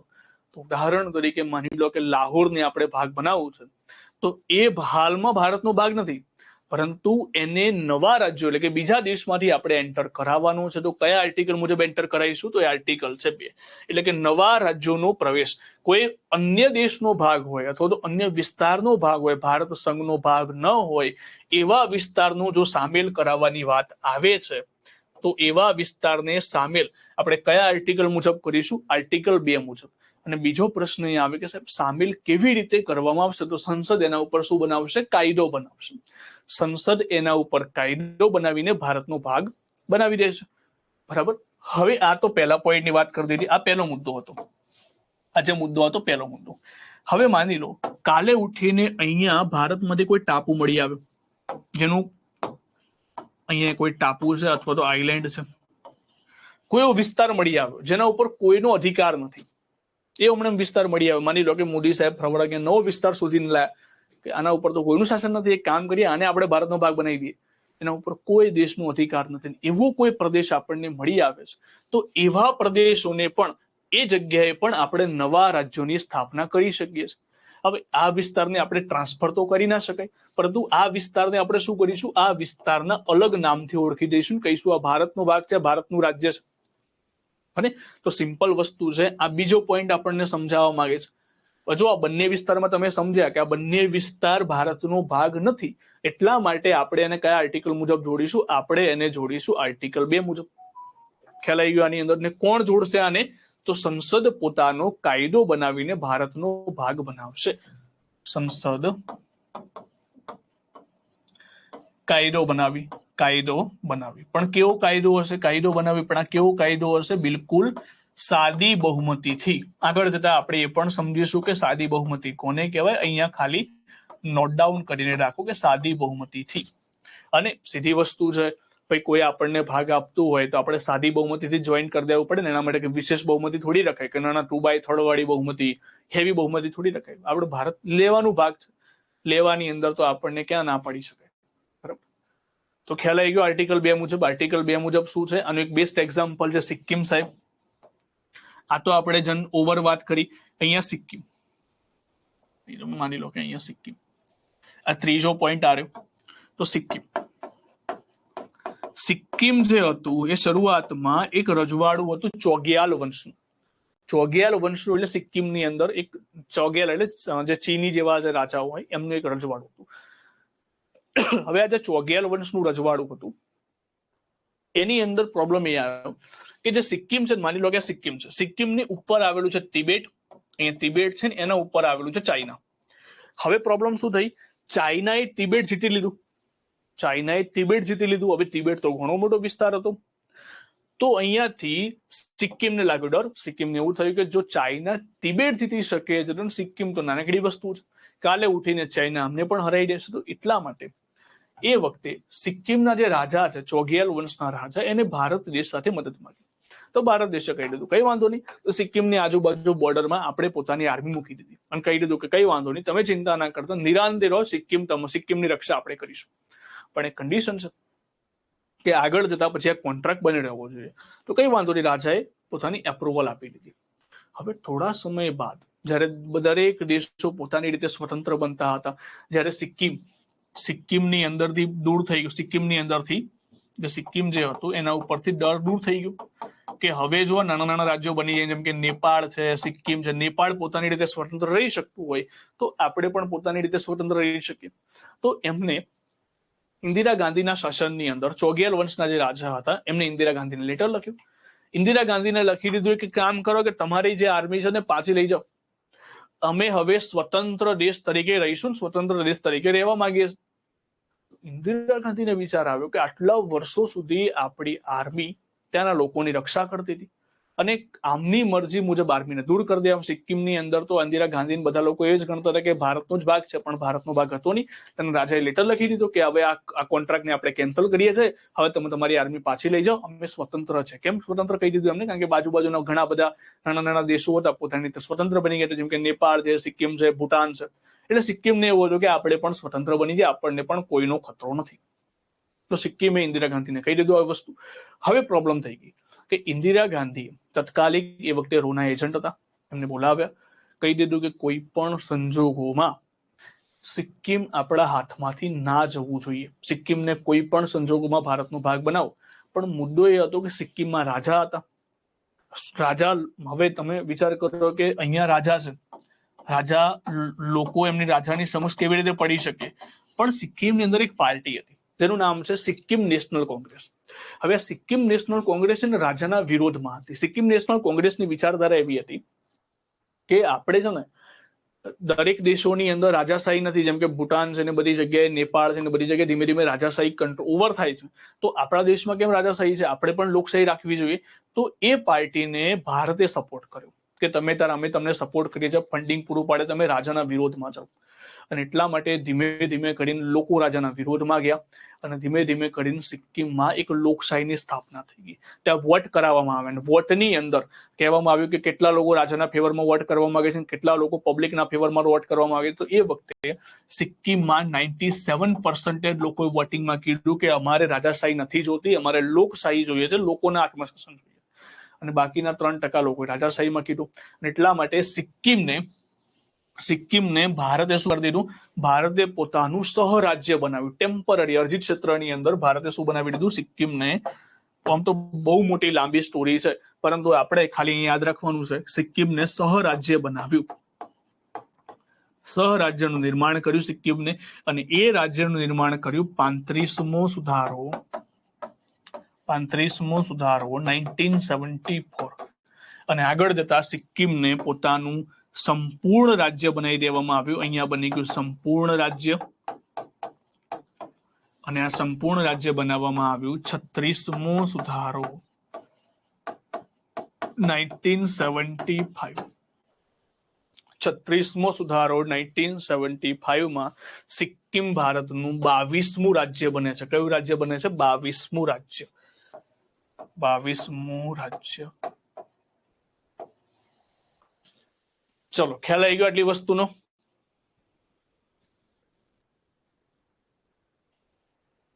સિક્કિમ જ કેમ સાહેબ? કારણ કે સિક્કિમ ભારતનો ભાગ નહોતું, એને સહરાજ્ય બનાવ્યું, ટેમ્પરરી રાજ્ય. 1 વર્ષ પછી એટલે સિક્કિમનું કહેવું એવું હતું કે અમે પહેલા સાથે રહીએ, અમને ભારત દેશ અનુકૂળ આવે છે કે નથી આવતું, પછી અમે પૂર્ણ રાજ્યનું વિચારીશું. તો કઈ વાંધો નહીં, આપણે સહરાજ્ય બનાવી દીધું કે ટેમ્પરરી રાજ્ય. પછી તમને 1 વર્ષ પછી એને ભારતમાં જોઈન કરી દીધું આપણે. હવે તમે જો, હવે અહીંયા શું લખેલું છે? અહીંયા આ વસ્તુ લખેલી જો, સંસદ પોતાના બોલી દ્વારા, એટલે કોઈ પૈસા આપીને, ભેટ આપીને, શરતો કે સંઘમાં નવા રાજ્યોને દાખલ કરી શકે અથવા તેની સ્થાપના કરી શકે છે. તો અહીંયા બંને વસ્તુ સમજાવી દીધી, સ્થાપના અને રાજ્યોનો પ્રવેશ કેવી રીતે કરી શકે.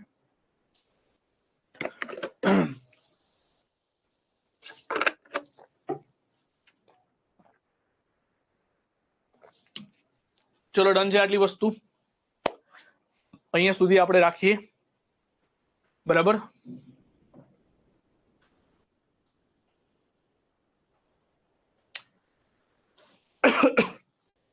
બાકીનું આપણે નેક્સ્ટ લેક્ચરમાં જોઈશું. આર્ટિકલ 3 and 4 અને પછી આખું સંઘ રાજ્ય ક્ષેત્ર પૂરું કરી દઈશું. ચલો, મજા આવી ને બધાને? કંઈક નવું જાણવા મળ્યું હશે, થોડું ઘણું શીખવા મળ્યું હશે. સર પ્લીઝ, શું પ્લીઝ?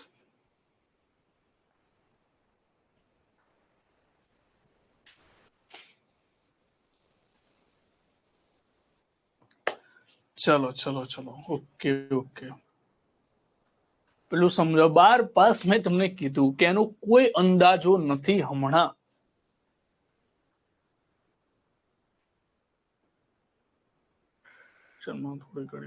થોડી ઘણી હસી મજાક જોઈએ, પછી વધારે મારું ટોપિક છે ને સિરિયસ છે, તમે સમજો. ટોપિક છે સિરિયસ છે. હવે હું ટોપિકમાં કોમેડી કરું કેવું લાગુ? એટલે અમુક વસ્તુમાં હસી મજાક હું કરી લઉં છું અમુક ટોપિકોની અંદર.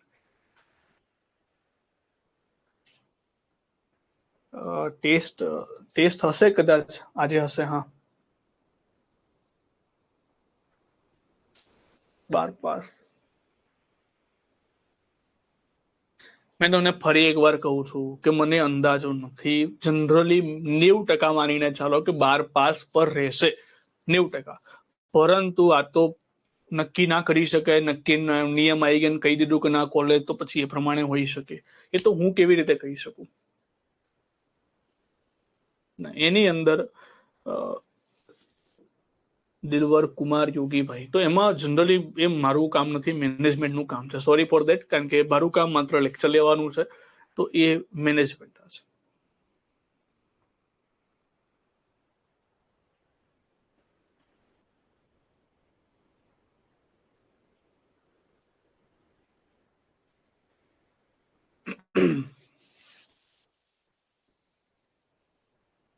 અરે 29/9/1949 ડેટ નું હતું તે હું જોઈ લઈશ. ચલો, તમે જે પેપર કટિંગ ની વાત કરો છો એ હું જોઈ લઈશ.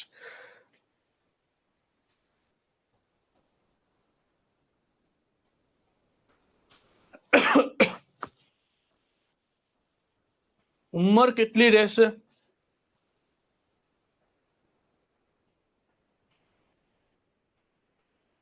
મત મુજબ ઉંમર તો હવે મારો મત આપી શકું, પણ મારા મતની કોઈ વેલ્યુ નથી. તમે સમજો, હું તમને કહી દઉં કે ચલો 19 વર્ષ કે 20 વર્ષ, પણ મારા હાથમાં કઈ જ નથી. તમે એક મુદ્દાને તમે સમજતા કેમ નથી?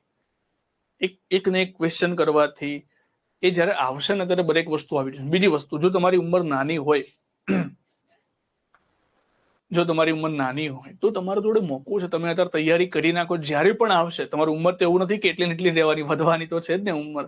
તો જ્યારે આવશે ત્યારે તમારી તૈયારી સંપૂર્ણ થઈ ગઈ હશે. હા તો એક કામ કરો. હા જો હેલ્પલાઇન નંબર છે ને, આપણે દરેક ગૌણ સેવા પસંદગી બોર્ડ છે, પોલીસ પસંદગી બોર્ડ છે, આ બધા લોકો પોતાનો એક હેલ્પલાઇન નંબર જાહેર કરતા હોય છે. આ હેલ્પલાઇન નંબરની અંદર તમે કોન્ટેક્ટ કરી દો ને તો એ તમને બેસ્ટ માહિતી આપશે. તો હેલ્પલાઇન નંબર છે, એના ઉપર તમે કોન્ટેક્ટ કરી દો. જેટલી માહિતી છે ને બધા આપી દેશે. હા વાંધો નહીં, હું જોઈ લઈશ. પંડ્યા જ્યોતિબેન, હું જોઈ લઈશ. બરાબર, એ અમુકનો જે ક્વેશ્ચન છે ને હું જોઈ લઈશ. ઓકે, હા હું જોઈ લઈશ કે તમે જે લખેલો હતો એ. ના ના ના, 22 ભાગ નથી યાદ રાખવાનું. હું જેટલા આર્ટિકલ કરાવીશ એટલી વસ્તુ તમારે યાદ રાખવાની છે. 22 ભાગ નથી યાદ રાખવાના, અમુક અમુક વસ્તુ યાદ રાખવાની છે. અને જો યાદ રહી જતા હોય તો બેસ્ટ ઓપ્શન છે. ઓકે, મારું એજ્યુકેશન બાય ડિફોલ્ટ હું મિકેનિકલ એન્જિનિયર છું અને આ ફિલ્ડની અંદર મને 6-1 વર્ષ જેવું થયું છે. 6-1 વર્ષનો નાનકડો અનુભવ છે. 6 વર્ષ આમ તો નાના ના કહેવાય, પરંતુ 6-1 વર્ષનો અનુભવ ખરો. બાય ડિફોલ્ટ એટલા માટે કારણ કે આખું એન્જિનિયરિંગનું ફિલ્ડ આખું અલગ છે, આ ફિલ્ડ આખું અલગ છે. છતાં પણ, અને મેં તમને કીધું ને પહેલા પણ, મેં નથી તમારી બેસમાં નથી કીધું પણ હું આગળ જતા કહેતો રહીશ તમને કે એન્જિનિયર વ્યક્તિ છે ને માત્ર એન્જિનિયર ના હોય, બાકી બધું જ હોય. બાકી બધું જ હોય, ખાલી એન્જિનિયર જ ના હોય. એક નિયમ છે એન્જિનિયરિંગની અંદર. બરાબર, તો અહીંયા સુધી આપણે રાખીએ છીએ. તો હવે આવી વાતો કરતા રહીશું, ચર્ચાઓ કરતા રહીશું. નેક્સ્ટ લેક્ચરમાં આપણે મળીશું. ત્યાં સુધી તમારે આ બધી જ વસ્તુનું રિવિઝન કરીને ચાલતું રહેવાનું છે. કારણ કે ધીમે ધીમે બધું પતવા આવશે ને એકી સાથે બધું ભરાવા લાગશે, તકલીફ પડશે. હજુ ના કર્યું હોય તો હજુ મહેરબાની કરીને બધું જ રિવિઝન કરી નાખજો. અને કારણ કે એકી સાથે પછી આવશે બધી જ વસ્તુ ભણવાની, એટલા માટે. ઓકે, ચલો તો અહીંયા સુધી આપણે રાખીએ છીએ. Thank you so much. જય હિન્દ, જય ભારત, ટાટા, બાય બાય.